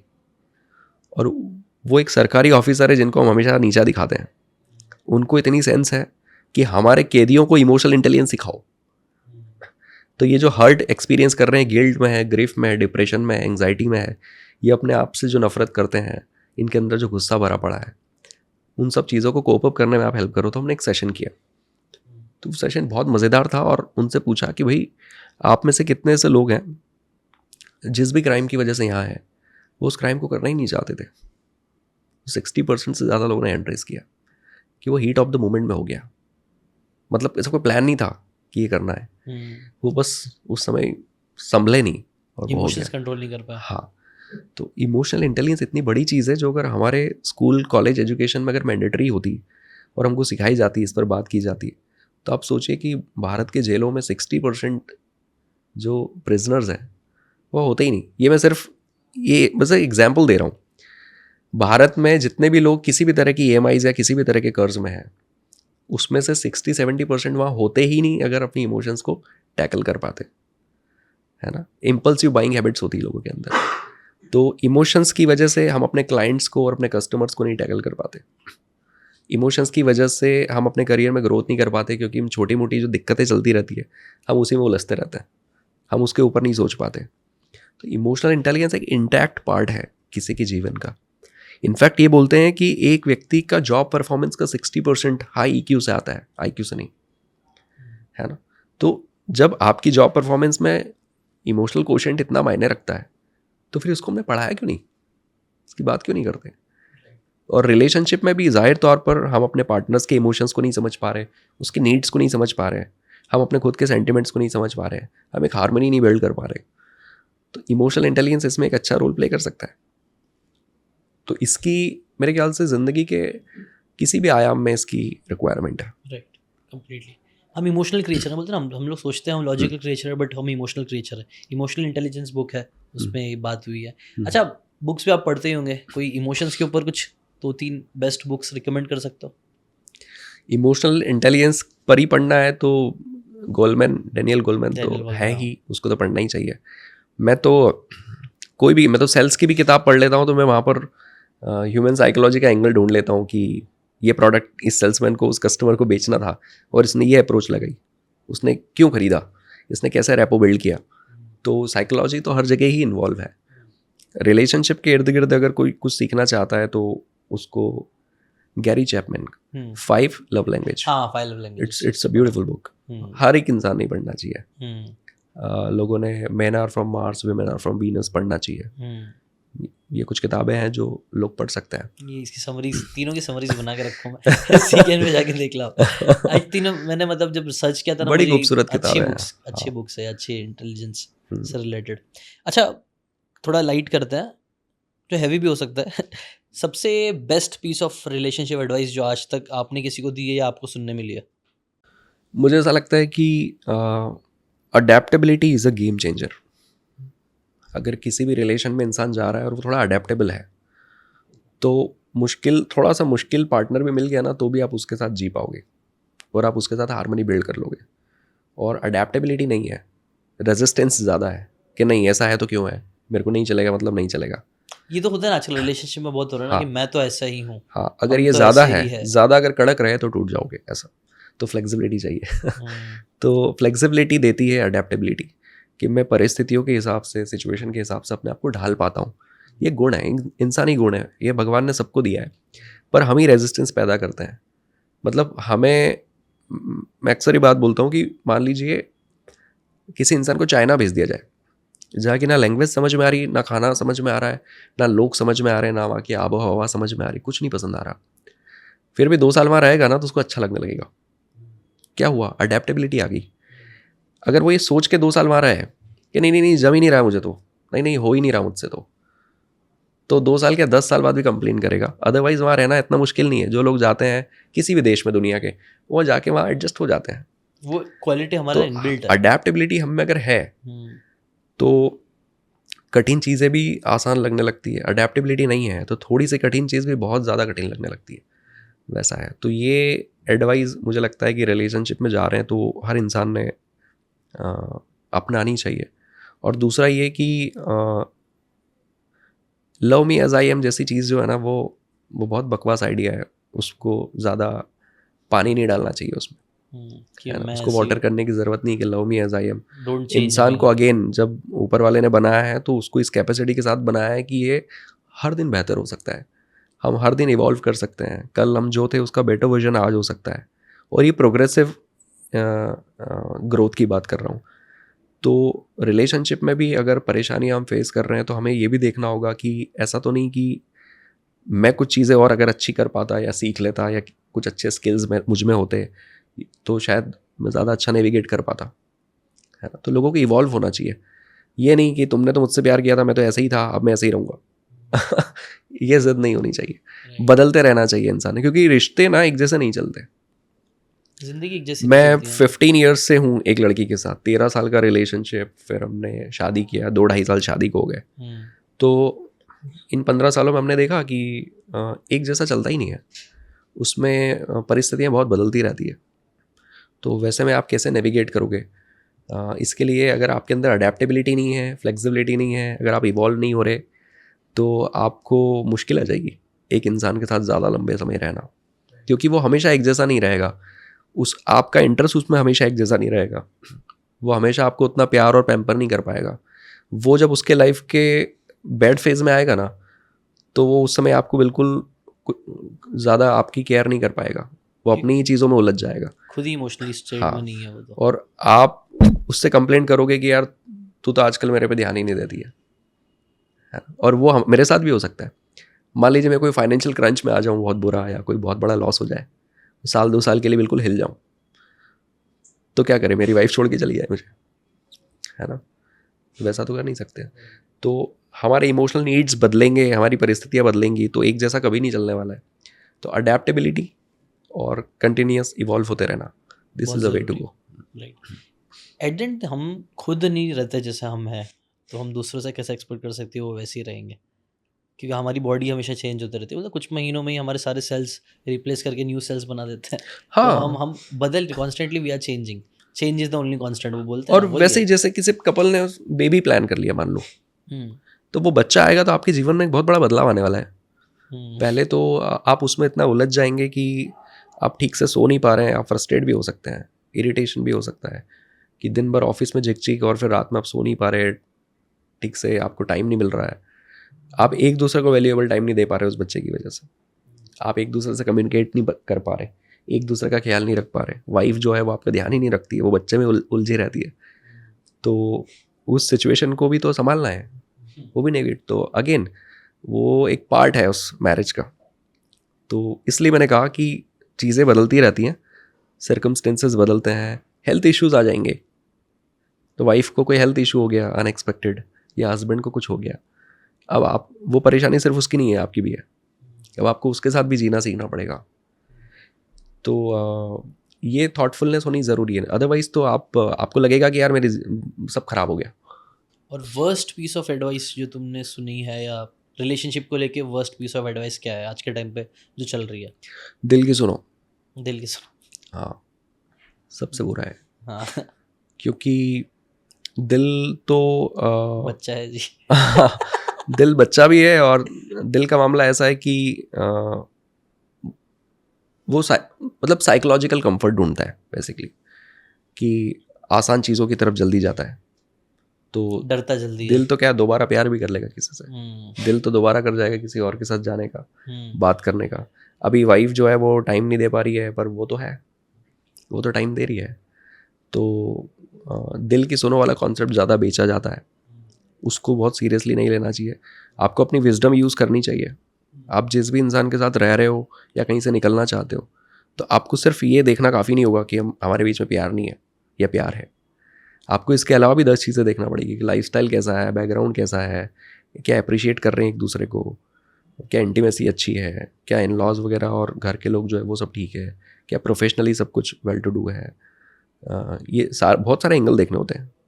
तो दिल की सुनो वाला इंसान जो होता है ना, वो किसी एक चीज़ को लेकर दुखी है ना, तो वो उस एक चीज़ और उस एक दुख के बेसिस पे फैसला ले लेता है।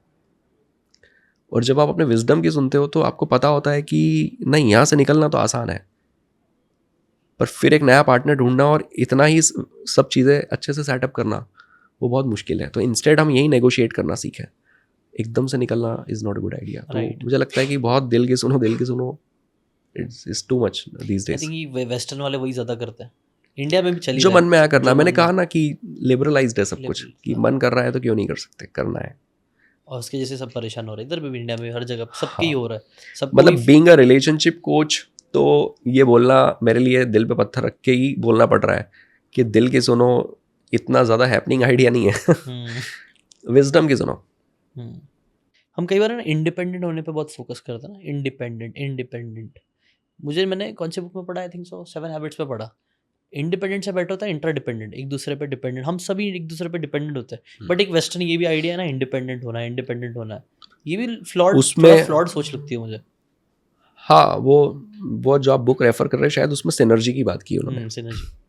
तो जो ह्यूमन रिलेशनशिप्स की जो एक साइकोलॉजिकल नीड हमारे अंदर है, जैसे मैं क्यों ट्रैवल करके आपके पास आया, या आप क्यों मुझसे बात कर रहे हो, है ना, तो क्यों है जब अननोन लोग साथ में बैठ के बात करते हैं या कुछ कोई भी चीज़ हो रही होती है, क्योंकि एक इवोल्यूशनरी पर्सपेक्टिव है हम सब में।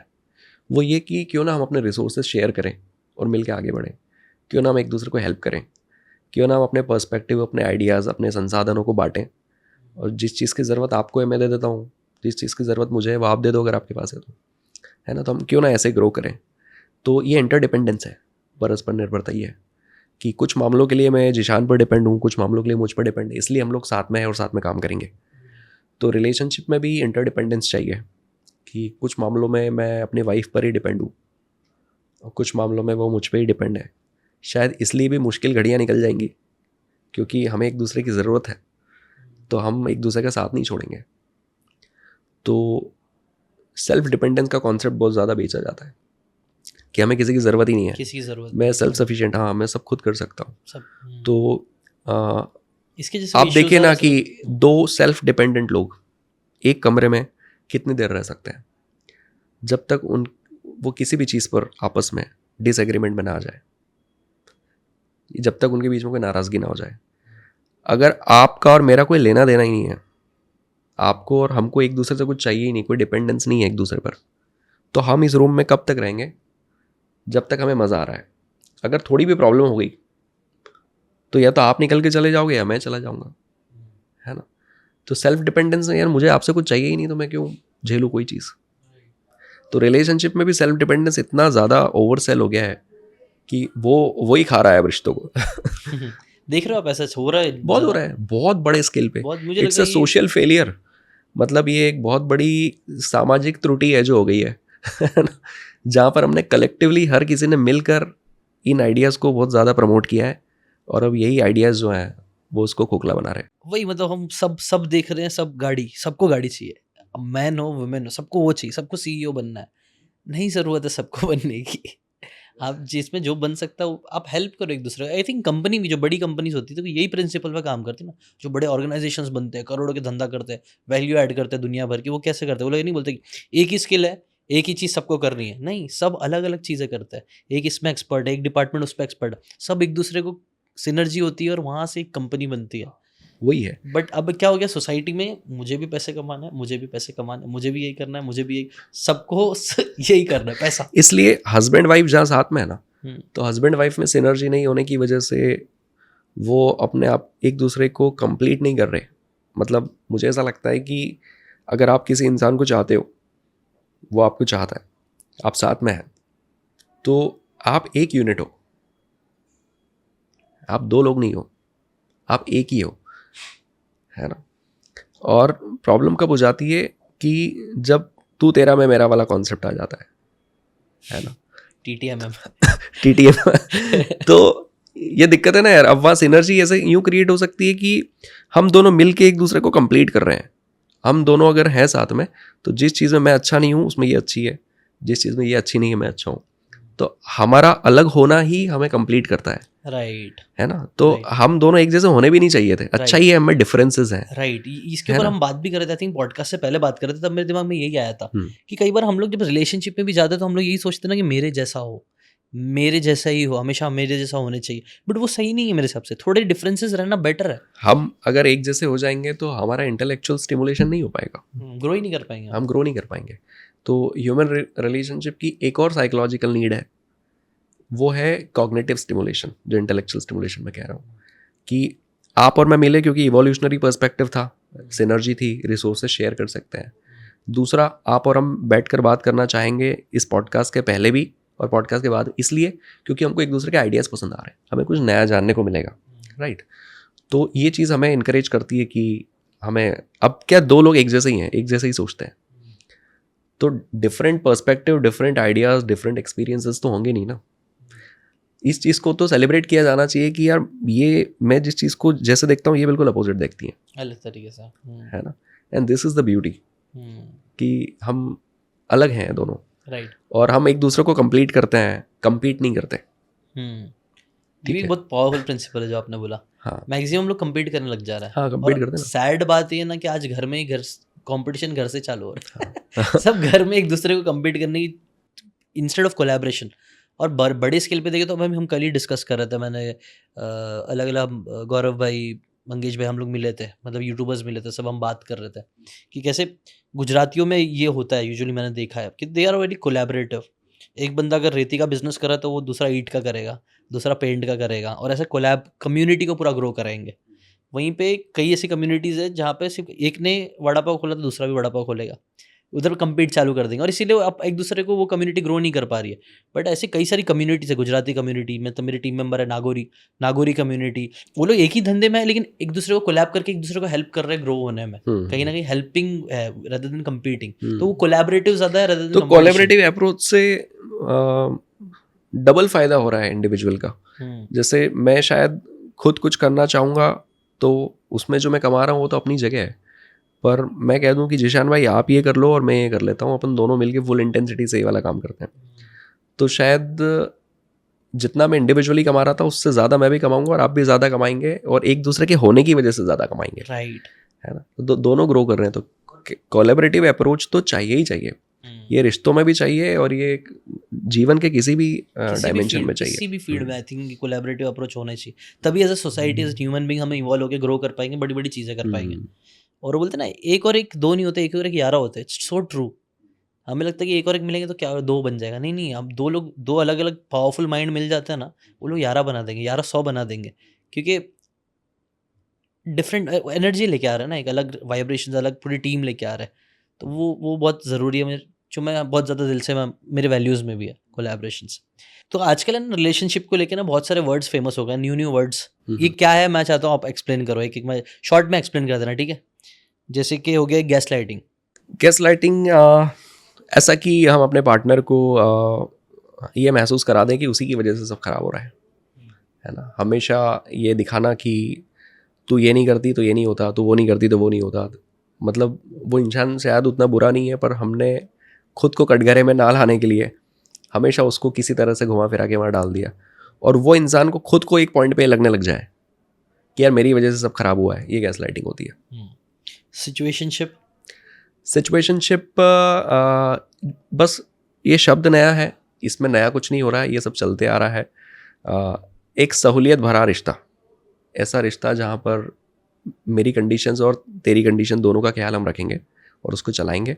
उसमें कोई लंबे लंबे बड़े बड़े प्रोमिसेस नहीं है। मुझे लगता है कि दुनिया का हर एक्स्ट्रा मैरिटल अफेयर सिचुएशनशिप ही है। Bread crumbing. ब्रेड क्रम्बिंग यानी ऐसे लोग जो अपने आसपास लोगों से फ्लर्ट करते रहते हैं और उन्हें ऐसा महसूस कराएंगे एज इफ वो उनमें इंटरेस्टेड है, और उनमें से सामने वालों में से अगर किसी को इंटरेस्ट डेवलप हो जाए इसके लिए और वो क्लोज आना चाहे तो ये पीछे हट जाते हैं, क्योंकि उन्हें बस वो मस्ती पसंद है और वो लोग जो है उनका अटेंशन मिलता रहे, वो आसपास रहे, ये पसंद है। पर वो चीज़ों को लेके सीरियस हो या फ्रंट फुट पे आना चाहे तो ये पीछे हो जाते हैं। इसको ब्रेड क्रम्बिंग कहते हैं। Okay, why do main and women cheat? या पहले एक ही करते हैं, why do main cheat and why do women cheat? दोनों को ले लेते हैं साथ में। साथ में, ठीक है। इनफिडेलिटी के मामले सबसे ज़्यादा बढ़ने की जो वजह है, सबसे पहला तो हार्मोनल मोटिवेशन है। ठीक है, कि हमारी हार्मोनल मोटिवेशन यानी कि हम पॉलीगेमी हैं। तो पॉलीगेमी हम हमेशा से थे, पर पहले एक्सपोजर नहीं था, पहले लोगों का एक्सेस ईजिली अवेलेबल नहीं था, ऐसे इतना स्कोप नहीं था लोगों के पास कि किसी से भी जाके मिल ली और बात कर ली और सब कुछ। अब वो दरवाजे सारे खुल गए हैं, तो अब हम संकोच नहीं करते, अब किसी को भी रीच आउट करते हैं, जो बोलना है बोल देते हैं। और सामने वाले को अगर थोड़ा सा भी इंटरेस्ट है तो वो भी हरी झंडी दे देता है और चीज़ें आगे बढ़ जाती है। तो ओवर एक्सपोजर ऑफ रिसोर्सेज जो है, या अपॉर्चुनिटी बहुत ज़्यादा है, या अवेलेबिलिटी ऑप्शंस की बहुत ज़्यादा है, इसकी वजह से इनफिडेलिटी के मामले बढ़ रहे हैं। दूसरा, हमारी इमोशनल हेल्थ अच्छी नहीं है, हम बहुत अप एंड डाउन में हैं, तो हम बहुत जल्दी नेगेटिव या बुरा फील करने लगते हैं। और वैसे में कोई भी इंसान अगर उस मोमेंट पे आकर थोड़ा सा आपको अपलिफ्ट कर दे तो हम उसको अपना कंपेनियन समझने लगते हैं। तो अपनी इमोशनल सिचुएशंस को कोप अप करने के लिए, टैकल करने के लिए ज़्यादातर लोग एक्स्ट्रा मैरिटल जैसी चीज़ों में पड़ जाते हैं। हालांकि मैं आपको एक मज़े की बात बता देता हूँ, अगर दुनिया में 10 शादियाँ हो रही है, भारत की बात करते हैं, 10 शादियाँ हो रही है और 10 शादियों में से 4 शादियाँ मान लीजिए फेल हो रही है। फेल हो रही मतलब ऐसा नहीं कि डिवोर्स हो रहा है, फेल हो रही यानी कि नहीं वर्क कर रही, बस परेशानियां हैं बहुत ज़्यादा। तो एक्स्ट्रा मैरिटल अफेयर 10 में से 7 फेलियर है। अच्छा, एक्स्ट्रा मैरिटल अफेयर 10 में से 7 स्ट्रगल कर रहे हैं। मतलब एक्स्ट्रा मैरिटल अफेयर जब शुरू होता है तो इंसान को लगता है कि यार एक नया जीवन शुरू हो गया है, कुछ सब हैपनिंग हो रहा है, थोड़ा अलाइव फील कर रहा हूँ, इंसान के साथ अच्छा लग रहा है। पर 10 में से 7 लोग रिग्रेट करते हैं उस रिलेशनशिप को एक पॉइंट के बाद, है ना। तो वो एक इनिशियल एक ग्लोरियस फेज होता है जहाँ पर बहुत अच्छा लग रहा होता है, हैपनिंग लग रहा होता है, बट वो कर्स बन जाता है एक टाइम पे। तो ये जस्ट एक टिप मैंने दे दी कि बहुत जल्दी फैसिनेट नहीं होना है। राइट, आई थिंक ये हर रिलेशनशिप में होता है ना। हम कोई भी न्यू रिलेशनशिप में आते हैं तो सब नया नया रहता है, सब ऊपर से अच्छा लग रहा है, अच्छी चीज़ें दिख रही होती है। बट जैसे हम लोगों के साथ ज़्यादा टाइम स्पेंड करना चालू करते हैं तब सारी चीज़ें दिखती, तब क्लियरली बोलते हैं ना कि we are intent to put our best foot forward, है ना। आप और मैं मिले हैं तो अभी हम एक दूसरे के लिए अच्छा ही करने की इच्छा रखेंगे। पर अगर आप और मैं रूममेट होंगे और अगर हम लोग हमेशा ही साथ में रहने लगे तो फिर हमारी कमियां, हमारी आदतें, हमारी दिक्कतें, मेरा जो डार्क साइड है वो सब आपको दिखेगा, आपका मुझे दिखेगा। तो फिर वहाँ कॉम्प्लेक्स और प्रॉब्लम्स आनी शुरू हो जाती है। राइट। तो एक्स्ट्रा मैरिटल अफेयर में, एक्स्ट्रा मैरिटल्स में क्या होता है कि आपके पास एक्सेस कम होता है एक दूसरे का, कि आप पूरे टाइम एक दूसरे के साथ नहीं रह रहे, आप सिर्फ ऑफिस में साथ रह रहे हो, या फिर आप हफ्ते में एक बार कहीं मिल रहे हो, या आप दिन भर में सिर्फ आधा घंटा बात कर रहे हो। तो लोगों को लगता है कि वो व्यक्ति ज़्यादा अच्छा है, क्योंकि उतना एक्सपोजर नहीं है ना, तो उतनी देर वो रेपो मेंटेन की जा सकती है। बट अगर वो इंसान के साथ 24 घंटे रह रहे होते, इसलिए मैंने कहा कि वो अफेयर जब लंबा चलता है तो वो 10 में से 7 फेल हो जाते हैं। राइट। राइट। आई थिंक ये भी एक बहुत बड़ा मिसकंसेप्शन, मतलब एक दिमाग में होता है ना, कई बार होता है रिलेशनशिप में, कि पहले शादी से पहले फेज सब अच्छा रहता है, शादी के बाद प्रॉब्लम ज़्यादा चालू किसी भी जगह पर ये है, क्योंकि क्या होता है कि एक नए इंसान से जब हम मिलते हैं तो डोपामीन स्पाइक है, ऑक्सीटोसिन रिलीज कर रहा है, टेस्टोस्टेरोन है, क्योंकि ब्रेन स्टिमुलेट हो रहा है उसको देखकर, सब कुछ हो रहा है। धीरे धीरे उसके साथ रहते रहते वो पैशन जो है वो डाइल्यूट होने लगता है, ख़त्म होने लगता है। क्योंकि एक बार आयुष्मान खुराना या पता नहीं किसको मैंने सुना था बोलते हुए कि कितना प्यार कर लोगे यार एक इंसान से, वहीं तो रहना है उसी के साथ, 24 घंटे सामने ही तो है, कितना प्यार एक्सप्रेस करोगे, कितनी बार आई लव यू बोलोगे, कितना सेक्स कर लोगे, है ना। कभी तो ऐसा लगेगा ना कि यार बस यार, है ना। तो इसलिए बोलते हैं कि प्यार दोस्ती है शायद, कि एक टाइम के बाद ज़रूरी नहीं कि हम ऐसे ही जीवन भर रहेंगे, शायद इन चीज़ों की इंटेंसिटी कम हो जाएगी, पर हम एक दूसरे के साथ हमेशा रहने वाले हैं। तो वही है कि किसी भी रिलेशनशिप में हमारा बॉडी का जो केमिस्ट्री है वो कुछ ऐसा है कि इनिशियली केमिकल्स और सारी चीज़ें अच्छी रिलीज हो रही है, तो फील गुड फैक्टर ज़्यादा है। एक टाइम के बाद वो डाइल्यूशन आता है, तो हमको लगता है कि रिलेशनशिप की क्वालिटी ख़राब हो रही है। अब देखिए कितना बड़ा ये मिथ है लोगों में कि वो जो डाउनफॉल आता है वो नेचुरल होता है, दैट्स अ नेचुरल फेज, है ना। बट बहुत सारे लोग उस डाउनफॉल को रिलेशनशिप का डाउनफॉल समझ लेते हैं और लड़ना झगड़ना और कंप्लेंट शुरू करते हैं कि तुम तो पहले ऐसे थे वैसे थे, अब तो ये बात नहीं रही, वो बात नहीं रही, तुम बदल रहे हो ये। अरे तो आप साथ में रह रहे हो तो ये तो होना ही है, दिस इज़ वेरी नेचुरल। तो इसको ग्रेसफुली एक्सेप्ट नहीं किया तो लगेगा कि यार रिश्ता खराब हो गया है। राइट। क्योंकि नए होते तो बातें भी नई होती है, सब कुछ होता है ना, इंटेलेक्चुअल स्टिमुलेशन है। हाँ। मेरी हर बात उसको अच्छी लग रही है, नहीं लग रही है, फिर एक टाइम के बाद जब उसने मुझे Same पढ़ बातें लिया वही, बोर कि हो यार गया। ये व्यक्ति जो है ना, ये कैरेक्टर ऐसा है, हाँ। अब कुछ नया नहीं है, ये तो मुझे पता ही है। हाँ। तो ये सारी चीज़ें कम होती है, बट ये कहीं भी होगा, ये किसी के भी साथ होगा। राइट। कोई भी रिलेशनशिप हो, कोई किसी सा भी इंसान रिलेशन के हो, साथ हाँ हो, हाँ, इट्स एक वेरी टाइम बाद नॉर्मल। फिर वही बोरियत होने लगती है, हाँ। बेसिकली बोर होने लगता है। हाँ। और वही हम लोग बोर होने से, मतलब जहाँ से स्टार्ट हुआ था पॉडकास्ट, आई थिंक वहीं पे ये भी एंड कर सकते हैं इसी पॉइंट को, कि जहाँ बोर होना सीख जाओ अपने पार्टनर के साथ। किसी ने तो ये चीज़ बोली थी ना, जहाँ फन तो साथ में सब कोई कर सकते हैं, हम मूवीज़ घूमना फिरना किसी के साथ भी कर सकते हैं काइंड ऑफ एक लेवल तक, बट जब आप अपने पार्टनर के साथ बोर होना सीख गए तब लाइक चलो अब सही है। हाँ, मतलब एक टाइम के बाद क्या होगा कि जब सारी लेयर्स खत्म हो जाती है तो फिर आपके जो कोर इंटरेस्ट है ना दोनों के, वो रह जाते हैं। और अगर वो कुछ मैच कर रहे हैं दोनों के, तो ये रिश्ता 7 जन्म चलने वाला है। और कोर इंटरेस्ट कुछ है ही नहीं, कोर इंटरेस्ट डेवलप भी हो जाते हैं। जैसे कि मान लीजिए मुझे राइड का शौक है और मेरी वाइफ भी इंटरेस्ट लेना शुरू कर दे इसमें, या मुझे क्रिकेट का शौक है और वो भी थोड़ा इंटरेस्ट लेना शुरू कर दे, या उसको वेब सीरीज़ देखने का शौक है और मैं उसमें इंटरेस्ट ले लूँ, तो उसकी जो कुछ इंटरेस्ट ऐसे हैं जो हमेशा से हैं, कुछ मेरे हमेशा से हैं, अगर वो थोड़े बहुत मैच कर रहे हैं तो हम लोगों के जीवन में हमेशा एक स्पार्क बना रहेगा। मतलब प्यार रहे ना रहे, बट हमको ऐसा लगेगा कि हमको साथ में ही होना चाहिए। और वैल्यूज़ की भी बात होती है, ये तो चलो एक बार एक एक्टिविटीज़ होगी, मतलब तो थोड़ा सा और ऊपर का है, वैल्यूज़ कोर भी मैच होना चाहिए कि हम वैल्यू क्या, अगर वैल्यूज मैच हो जाती है तो वो सोल कनेक्शन हो जाता है। हाँ। वैसा कि वैल्यूज़ यानी कि मेरे रिलेशनशिप में मान लीजिए मेरे जीवन में मेरी टॉप वैल्यूज़ में फैमिली आती है, टॉप 5 वैल्यूज़ में मेरे टॉप 5 वैल्यूज़ में स्पिरिचुअलिटी आती है, ग्रोथ आती है, कंट्रीब्यूशन आता है और लव आता है, और मेरे वाइफ की भी टॉप वैल्यूज़ में यही सब चीज़ें हैं, तो वो तो फिर मज़ा ही आ जाएगा। प्रॉब्लम कब होती है कि एक के टॉप वैल्यू में ग्रोथ है, एक के टॉप वैल्यू में लव या फैमिली है, तो ये हमेशा शिकायत करेगा कि तुमको तो घर के लिए अपने लिए टाइम ही नहीं है, तुम तो बैठते ही नहीं, और ये हमेशा बोलेगा कि ये सब मैं किसके लिए कर रहा हूँ, तुम्हारे लिए तो कर रहा हूँ, है। तो वो अपने काम से ही प्यार करेगा हमेशा, कुछ भी हो जाए। वाइफ यहाँ बैठी रहेगी और वो दुनिया के किसी दूसरे देश में चले जाएगा, अच्छी अपॉर्चुनिटी मिलेगी तो। और अगर इसकी कोर वैल्यू फैमिली थी तो ये हमेशा रिग्रेट करेगी कि मैं गलत शादी में आ गई, गलत व्यक्ति के साथ। और भी मतलब दो अगर इसकी भी कोर वैल्यू ग्रोथ वाली होती तो ये उसको इनकरेज करती, पता है कि तुम जाओ, अच्छी अपॉर्चुनिटी मिस मत करो, और मैं भी यहाँ कुछ ना कुछ मतलब करूँगी ऐसा। अच्छा, तो ऐसा कुछ डिफाइंड है वैल्यूज में, ऐसा कुछ कि 50 वैल्यूज़ तो बहुत सारी, वैल्यूज़ सब में अलग, पैसा हर भी आता है, इंसेंटिव। वैल्यूज़ में इंटेग्रिटी आती है, डिसऑनेस्टी भी आती है।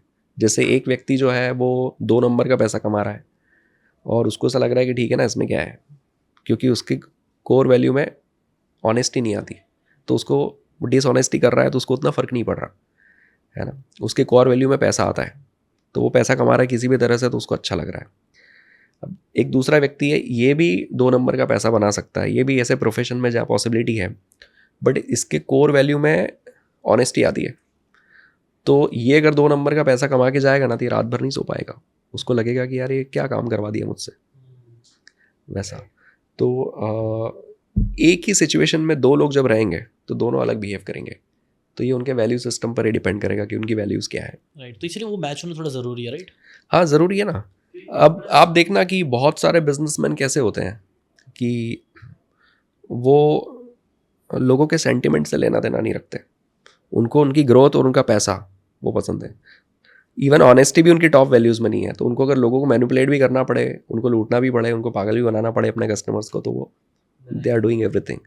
और जिनके कोर वैल्यूज़ में इंटेग्रिटी है, ऑनेस्टी है, वो अपने कस्टमर की सेंटिमेंट का हमेशा ख्याल रखेंगे कि नहीं नहीं नहीं, मैं ज़बरदस्ती ये नहीं बेचूंगा, या मैं किसी भी कीमत पे कुछ भी करवा लूँ, ऐसा नहीं कर सकते। तो वो आप बड़े बड़े ऑर्गेनाइजेशन का में रिफ्लेक्ट करेगी ये वैल्यूज़। आप देखना कि सपोज टाटा है तो टाटा के बारे में ऐसा बोलते हैं कि भाई वो अपने एम्प्लॉयज़ की बहुत केयर करता है। हाँ, वो एक्सप्लॉइट नहीं करता उनको। अब ये सच है कि नहीं है वो भगवान जाने, पर मैंने सुना है ऐसा। राइट, तो ऐसी चीज़ें रिफ्लेक्ट करती है कि हमारी वैल्यूज़ कैसी हैं। वही आई थिंक जब पहले मैं स्टार्टिंग में ये सब चीज़ सुनता था ना, मतलब इन टर्म्स ऑफ बिजनेस और ये सब, मतलब क्या मुझे क्या लगता, पैसे कमाने के लिए आप अपने वैल्यूज सही रखो, अपने फंडामेंटल सही रखो, मतलब मेन वैल्यूज तो मुझे समझ में नहीं आता था। नहीं नहीं फिर नहीं, ये लिख तो के जीवन की दिशा ही इससे निर्धारित होती है। हाँ राइट, लेकिन पहले मेरे को समझ में नहीं आता, पहले I was not that emotionally mature कि अंडरस्टैंड कि यही सबसे इंपॉर्टेंट है। वो जो लगता है ना वैल्यू स्टेटमेंट, मिशन स्टेटमेंट, वो सब चीज़ें लगता है ऐसी है, मतलब ऐसी लिखने के लिए नहीं होते नहीं हैं, नहीं, बट एक्चुअली मैंने जिनका वो क्लियर होता है वही बड़ी कंपनीज मुझे लगता है बना सकता है, या फिर एटलीस्ट एक टाइम बाद वो क्लियर हो जाना चाहिए कंपनी। और जिंदगी में भी यही होता है ना कि हम अपनी लाइफ को जीने का स्टाइल कौन सा रखने वाला है, इसी से तो डिफाइन होता है। देखो जिसके टॉप वैल्यूज में लव रिलेशनशिप आती है, वही भगा के शादी करेगा किसी लड़की को। प्यार तो दूसरे भी कर रहे हैं, पर वो भागना नहीं चाहते उसके साथ, बोल रहे हैं कि यार पेरेंट्स और सब एग्री होंगे तो ठीक है, नहीं तो इट्स ओके, कुछ और सोचेंगे, है ना। तो उनके मतलब तो क्या वो family भी प्यार नहीं बहुत करते क्या, है ना। बट उनके लिए लव रिलेशनशिप इतनी ऊपर नहीं है कि मैं अपना करियर, अपना फैमिली, अपनी सारी चीज़ें जो है उसको स्टेक पे रख दूँ, वैसा। तो इससे ड्राइव होती है चीज़ें कि किस डायरेक्शन में जाएगा।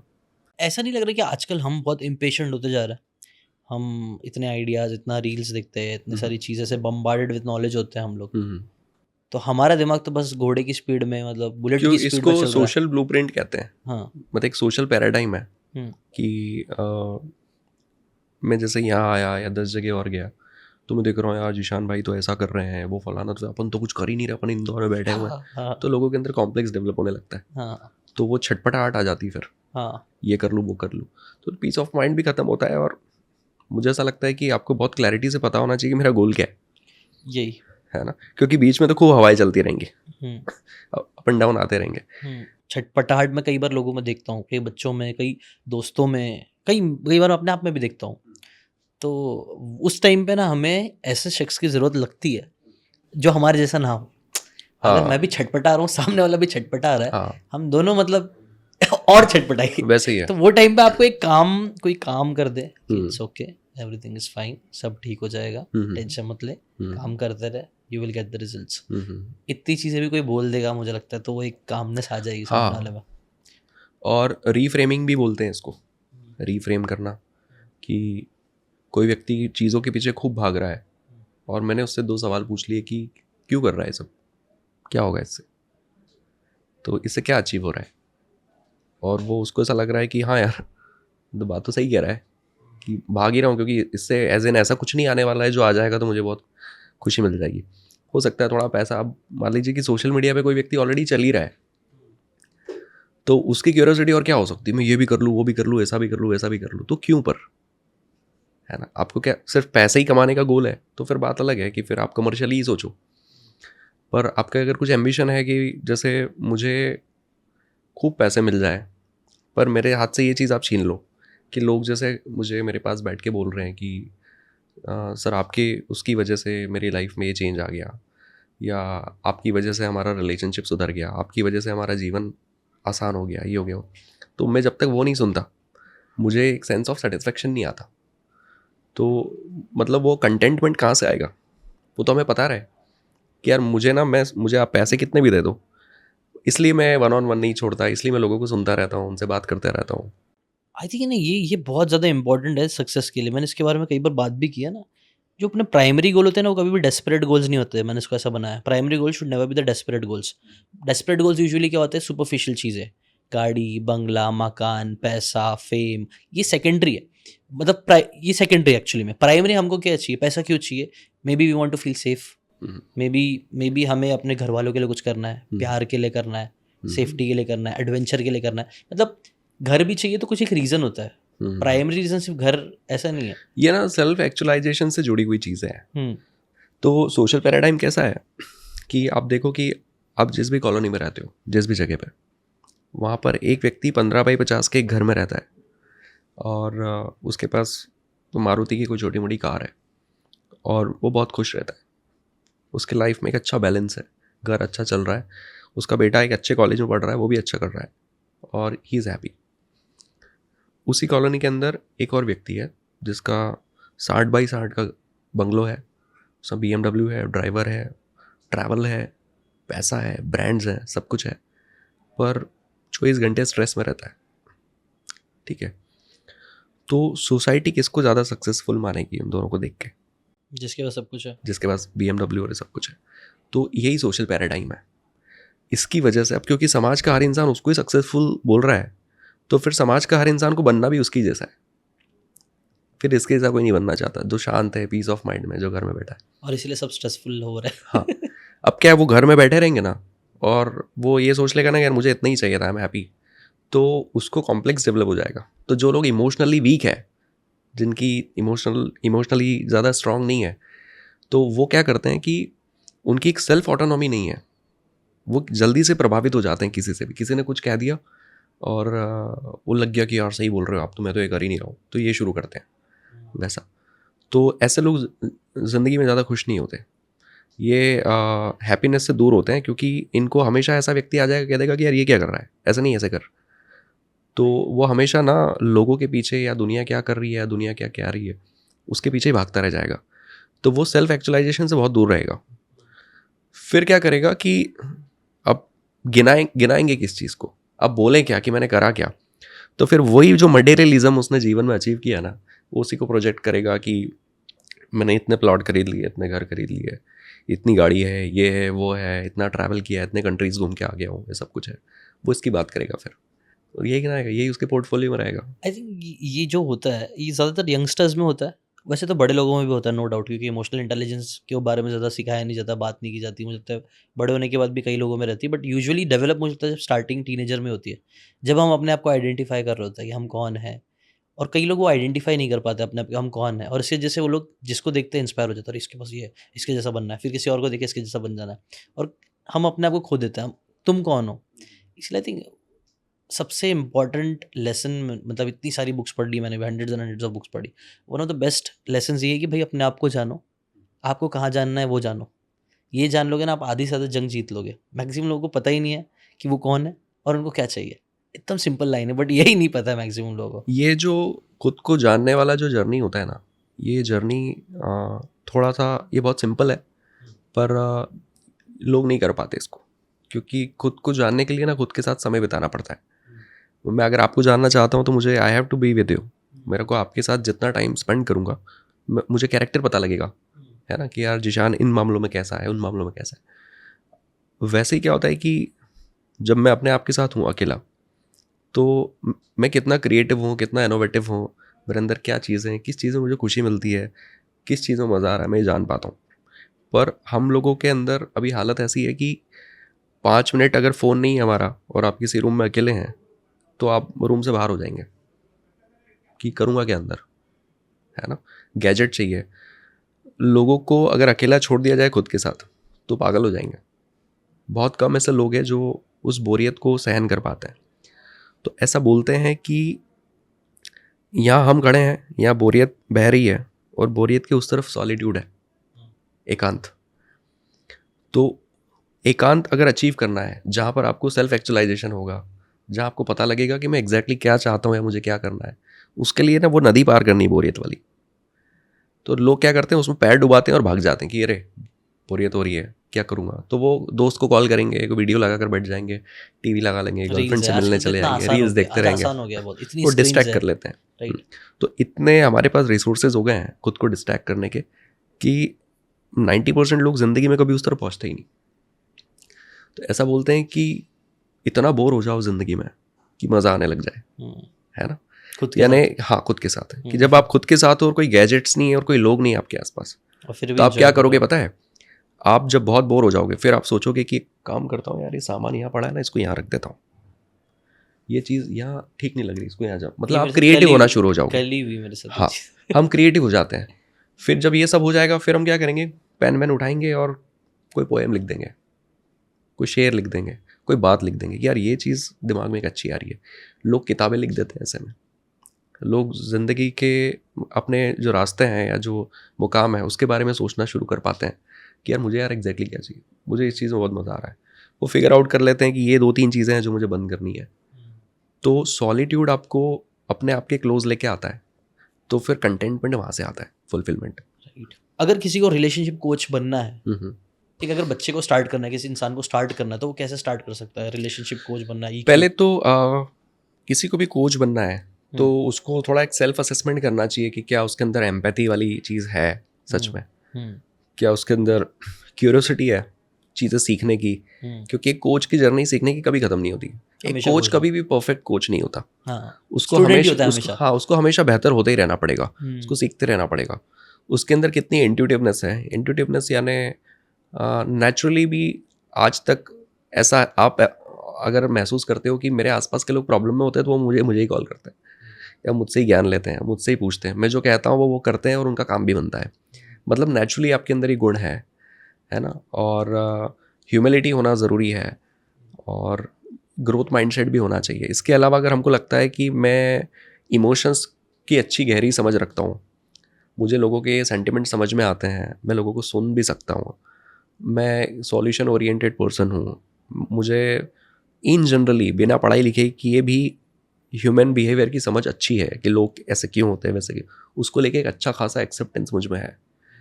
ये सब चीज़ें हैं तो ही शुरू करना चाहिए सोचना कि मैं कोच बनूं। अगर इनमें से कहीं कुछ गड़बड़ है तो फिर आप इसके लिए नहीं बने, एग्जॉस्ट हो जाओगे। ये सब चीज़ें अगर हम में है तो फिर हमको ज़रूरी है कि कोई मेंटोर हमें मिल जाए जो हमें एक सब्जेक्ट सिखा दे। सब्जेक्ट कैसे कि इमोशनल इंटेलिजेंस एक सब्जेक्ट है, NLP एक सब्जेक्ट है, एस्ट्रोलॉजी एक सब्जेक्ट है, हिप्नोथेरेपी एक सब्जेक्ट है, साउंड हीलिंग या एनर्जी हीलिंग ये सब्जेक्ट्स हैं। तो आप लोगों को रिलेशनशिप में एक व्यक्ति परेशान है तो वो एस्ट्रोलॉजर के पास भी जाता है, कोई मेरे पास आता है, कोई किसी तंत्र वाले के पास, मंत्र वाले के पास जाता है, कोई हिप्नोथेरेपी के पास जाता है ना, कोई रेकी हीलर के पास जाता है। तो यानी काम तो सभी कर रहे हैं और सभी रिलेशनशिप अच्छा बनाने में लगे हुए हैं। तो आप किस तरीके से लोगों को गाइड करना चाहते हो? अगर आपने डिसाइड किया कि मुझे भी इमोशनल इंटेलिजेंस के थ्रू ही लोगों को हेल्प करनी है तो वो सब्जेक्ट सीखना है।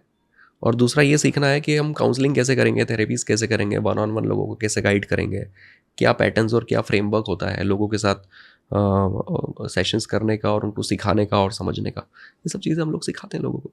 मतलब सब्जेक्ट भी सिखाते हैं और ये स्किल सेट भी सिखाते हैं कि कैसे काम किया जाता है और ये सब कुछ। ये प्राइमरी रीजंस है, ये प्राइमरी रीजंस आपके क्लियर होने चाहिए, आपके अंदर वो सारी चीज़ें क्वालिटीज़ होनी चाहिए अगर आपको कोच बनना है तो। This is primary. अब सेकेंडरी बात भी कर लेते हैं, थोड़ी इंटरेस्टिंग लगती है। मॉनिटरी भी अगर आपको देखा जाए तो मोटा मोटा एक इंसान इसके अंदर अपना करियर बना के कितना कमा सकता है? रिलेशनशिप कोचिंग मेरे ख्याल से आने वाले समय का नीड है ना। रिलेशनशिप कोचिंग में पेनिट्रेशन बहुत ज़्यादा रिक्वायर्ड है, बहुत ज़्यादा। और इसमें कोई भी व्यक्ति सिर्फ 1-on-1 कोचिंग में ही 2 लाख रुपए से लगा के 5-7 लाख रुपए तक महीने का पैसा इजीली कमा सकता है वो, अगर कोई सेमिनार ना करे, कोई वेबिनार ना करे, वो 1-on-1 लेवल पर ही, मान लीजिए कि वो 2,500 भी चार्ज कर रहा है अपने 1 घंटे के सेशन के, और वो दिन के अगर 5 सेशंस कर रहा है तो उसने कितना 12-13 हज़ार कमा लिया। तो आप अगर 1 महीने का देखने जाएंगे तो उसने 3-4 लाख रुपए के आसपास बना लिया, तो विच इज़ फेयर अमाउंट। वो 4-5 घंटा आपको देना है, वो 4-5 घंटा आपको अपने घर में बैठ के देना है। आप वीडियो कॉल्स के थ्रू या ऑडियो कॉल्स के थ्रू ही लोगों को गाइड करोगे, तो आपको कहीं जाना नहीं है, कोई ऑफिस सेटअप करने की ज़रूरत नहीं है। तो ये भी कर सकते हैं कि आपका जो एग्जिस्टिंग प्रोफेशन चल रहा है उसके अलावा ये 4-5 घंटा आप डालें अपने फ्री आवर्स में, और ये साइड हसल में आप इतना पैसा बना लें। और फिर किसी को लगता है कि नहीं मुझे ग्रुप कोचिंग में जाना है, मुझे स्केल अप करना है, मुझे बड़े स्केल पे काम करना है, तो फिर कुछ अच्छा कंटेंट प्रिपेयर करिए और ग्रुप में लोगों को वेबिनार्स कीजिए और उन्हें सिखाइए कि वो क्या चीज़ें हैं जो जीवन में सीख के वो अपने रिलेशनशिप और अपनी दूसरी चीज़ें भी ठीक कर सकते हैं। तो वेबिनार मॉडल या फनल जैसी चीज़ों में जा सकते हैं, तो वहाँ पे तो फिर कोई लिमिट ही नहीं है, वहाँ तो करोड़ों रुपया बन सकता है, बहुत पैसा है। ऐसा बन रहा है, आप देख रहे हो इंडस्ट्री में? हाँ बिल्कुल बन रहा है, बिल्कुल बन रहा है, हम ही बना रहे हैं। और मज़े की बात यह है कि एक ग्रैटिट्यूड मनी अर्न कर रहे हैं। ना सिर्फ आप पैसा कमा रहे हो, पर इंसान उसको लेके ग्रैटिट्यूड में है कि इस पॉइंट ऑफ टाइम पर मेरी लाइफ में जो टर्मोइल चल रहा था ना, उसके लिए 10-20-50 हज़ार रुपये इंपॉर्टेंट नहीं थे। कोई आकर मुझे समझा दे और सिखा दे और सब ठीक कर दे, ये इंपॉर्टेंट था। तो आप लोगों के जीवन में वो वैल्यू ऐड कर रहे हो जो उनकी ज़िंदगी की दिशा बदल सकती है। राइट। तो ये एक सेंस ऑफ फुलफिलमेंट जो है वो एक अलग है, जो कोचिंग में कई बार मिलता है। राइट। और कोई फाइनल आप नोटिस कि आप इतने सारे लोगों से रिलेशनशिप के बारे में बात करते हो, कोई और ऐसा आपको लग रहा है एक इम्पॉर्टेंट पॉइंट है जो अभी तक हमने डिस्कस नहीं किया है लेकिन रिलेशनशिप में होना चाहिए? यही चीज़ इंपॉर्टेंट है जो मैं अक्सर बोलता रहता हूँ कि खैर हमारा तो मिशन ही है ये, कि एक चीज़ की आज ज़रूरत है, वो है एजुकेशन, कपल एजुकेशन, है ना। लोगों ने ये नहीं सोचना चाहिए कि हम जैसे भी जो भी वो काफ़ी है, ये हम सब जानते हैं। कपल एजुकेशन जैसी चीज़ है, जैसे हम पेरेंटिंग सीखते हैं, जैसे हम अपनी हेल्थ के बारे में सीखते हैं, हम न्यूट्रिशन के बारे में पढ़ते हैं, तो वैसे ही हमें अपने पार्टनर के लिए भी कुछ सीखना चाहिए। तो लोग जब शादी में जब साथ में आते हैं ना, तो कपल एजुकेशन इज़ समथिंग जो लोगों को फोकस करनी चाहिए कि यार अपोजिट सेक्स की साइकोलॉजी कैसी होती है, थोड़े कुछ बेसिक्स तो पता होना चाहिए कि यार उन्हें उनकी नीड्स, उनकी रिक्वायरमेंट्स किस तरह की होती है, वो किस तरह से बिहेव करते हैं, उनको क्या अच्छा लगता है, क्या नहीं लगता है। तो कुछ बेसिक चीज़ें अगर सीख ले कोई भी कपल, तो उसकी रिलेशनशिप अच्छी चलने की जो पॉसिबिलिटी है वो ड्रास्टिकली इम्प्रूव हो सकती है, बहुत अच्छे से बदल सकती है। तो ये चीज़ है नहीं यहाँ पर ये एक रिवॉल्यूशन क्रिएट कर देगा आने वाले 5-10 सालों में। आप देखना इंडिया में कि कपल एजुकेशन जैसी चीज़ों पर किताबें भी आ जाएंगी, इस पर बात भी हो रही होंगी, इस पर वीडियोस भी होंगे, वेबिनार्स भी होंगे, लोग भी होंगे, इवेंट्स भी होंगे, और ये बहुत ज़रूरी पार्ट होगा हमारे सोसाइटी का एक टाइम पर। आई थिंक एजुकेशन बहुत इंपॉर्टेंट है, जो आपने पहले भी ये चीज़ बोली थी, स्कूल कॉलेज में होना चाहिए था, स्कूल लेवल पे हमें EQ हाँ, वहाँ पर इमोशनल इंटेलिजेंस तो लाना ही चाहिए था। इमोशनल इंटेलिजेंस तो आएगा, मैं आपको बता रहा हूँ। हम लोग तो बहुत ही एग्रेसिवली काम कर रहे हैं इन सब चीज़ों पर, ना सिर्फ ऐसे पॉडकास्ट और वीडियोस में, पर ऐसे भी अलग अलग फोरम्स पे जाता हूँ तो गवर्नमेंट ऑफिशियल्स भी मिलते हैं, अलग अलग फ्रेटर्निटी के लोग मिलते हैं, तो मैं हमेशा इस चीज़ की अपील करता रहता हूँ कि इस बारे में हम सभी लोग कलेक्टिवली बात करना शुरू करें, इमोशनल इंटेलिजेंस के बारे में। तो आज नहीं तो कल ये बड़ा होगा और ये हमारे एजुकेशनल करिकुलम का हिस्सा भी बनेगा और इसको लोग सीरियसली लेना शुरू करेंगे। तो इमोशनल इंटेलिजेंस इंपॉर्टेंट है, रिलेशनशिप वाले एंगल से कपल एजुकेशन बहुत नई चीज़ है और बहुत ज़रूरी चीज़ है और इंटरेस्टिंग भी है। फॉर श्योर भाई, फॉर श्योर हम लोग ही वर्क करेंगे इसके ऊपर, पक्का हम भी बिल्कुल काम करेंगे। मैं भी अपना मतलब सीकेंड पे तो मैं बनाता, आपने देखा ही होगा, मैं इमोशनल इंटेलिजेंस को मैंने काफ़ी मतलब वैल्यू दी है, क्योंकि वो है इंपॉर्टेंट। कितनी भी बुक्स पढ़ो आप, उसके अंदर इमोशनल इंटेलिजेंस आ ही जाता है। आप कितने IQ कितना आपका स्ट्रॉन्ग है वो है, ठीक है, अच्छी बात है, बट उसके बाद आज के टाइम पे EQ बहुत ज़्यादा इंपॉर्टेंट है, because it's everything about people. सब बिजनेस भी जो बनते हैं वो लोगों के लिए ही बनते हैं, लोगों की हेल्प से ही बनते हैं, बट लोगों का अप्रोच कई बार बहुत मशीन सॉफ्टवेयर वाला हो जाता है, वैसी कंपनीज भी ज़्यादा टिक नहीं पाती है। वैसे लीडर्स भी लॉन्ग रन में ज़्यादा नहीं टिक पाएंगे जिनका सिर्फ IQ है लेकिन EQ नहीं है। तो बेटर बनने के लिए आई थिंक हर फील्ड में, जैसे हमने पहले डिस्कस किया, हर फील्ड में ज़रूरी है। तो बिगनर्स लेवल पे मतलब बच्चों के कोई अगर सिखाना ये सब चीज़ें स्टार्ट होगी, जो कि होगी, तो वो बेस्ट होगा। ठीक है, और कोई फाइनल मैसेज आप देना चाहोगे ऑडियंस को? बस यार मुझे लगता है कि खूब कंपैशन जैसी चीज़ें रिश्तों में होनी चाहिए, खूब अंडरस्टैंडिंग होनी चाहिए, खूब अडेप्टेबिलिटी होनी चाहिए, अपने आप को बदलने के लिए, इवॉल्व करने के लिए रेडी होना चाहिए।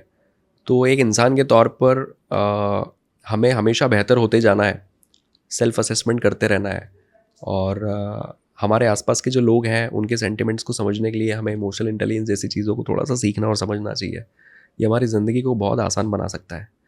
तो इमोशनल इंटेलिजेंस से रिलेटेड दुनिया में कहीं भी कुछ पड़ा हुआ मिल जाए तो उसको उठा लीजिए और पढ़ लीजिए और रख दीजिए। बहुत ज़रूरी चीज़ है। Thank you so much Vikas भी अपना टाइम देने के लिए। It was pleasure to talk to you. बहुत मज़ा आया। काफ़ी सारी इंटरेस्टिंग बातें करने मिली। हम लोग तो और बहुत सी बातें कर सकते थे, लाइक हमने पैसों से रिलेटेड मॉनिटरी वाली ज़्यादा बातें करी नहीं है, बट वो भी एक अलग सेक्शन हो सकता है। अगर आपको उसमें इंटरेस्ट होगा तो कमेंट करके ज़रूर बताना। और अगर आपको इमोशंस और इमोशनल इंटेलिजेंस, रिलेशनशिप से रिलेटेड कोई भी क्वेरीज है तो कमेंट में ज़रूर डालना। हम ट्राई करेंगे नेक्स्ट टाइम जब भी विकास भाई से मिलना हो या अगर कभी पॉडकास्ट का प्लान बना तो will ask that question. Plus मैं सारे क्रेडेंशियल्स नीचे डाल दूंगा विकास जी का, आप जाके ज़रूर फॉलो करो उनको, इंस्टाग्राम, यूट्यूब, जहाँ पे भी जितने भी उनके क्रेडेंशियल्स है सब नीचे आपको मिल जाएंगे। थैंक यू सो मच विकास जी अपना टाइम देने के लिए। बहुत बहुत शुक्रिया यार, बहुत अच्छा लगा, मज़ा आया।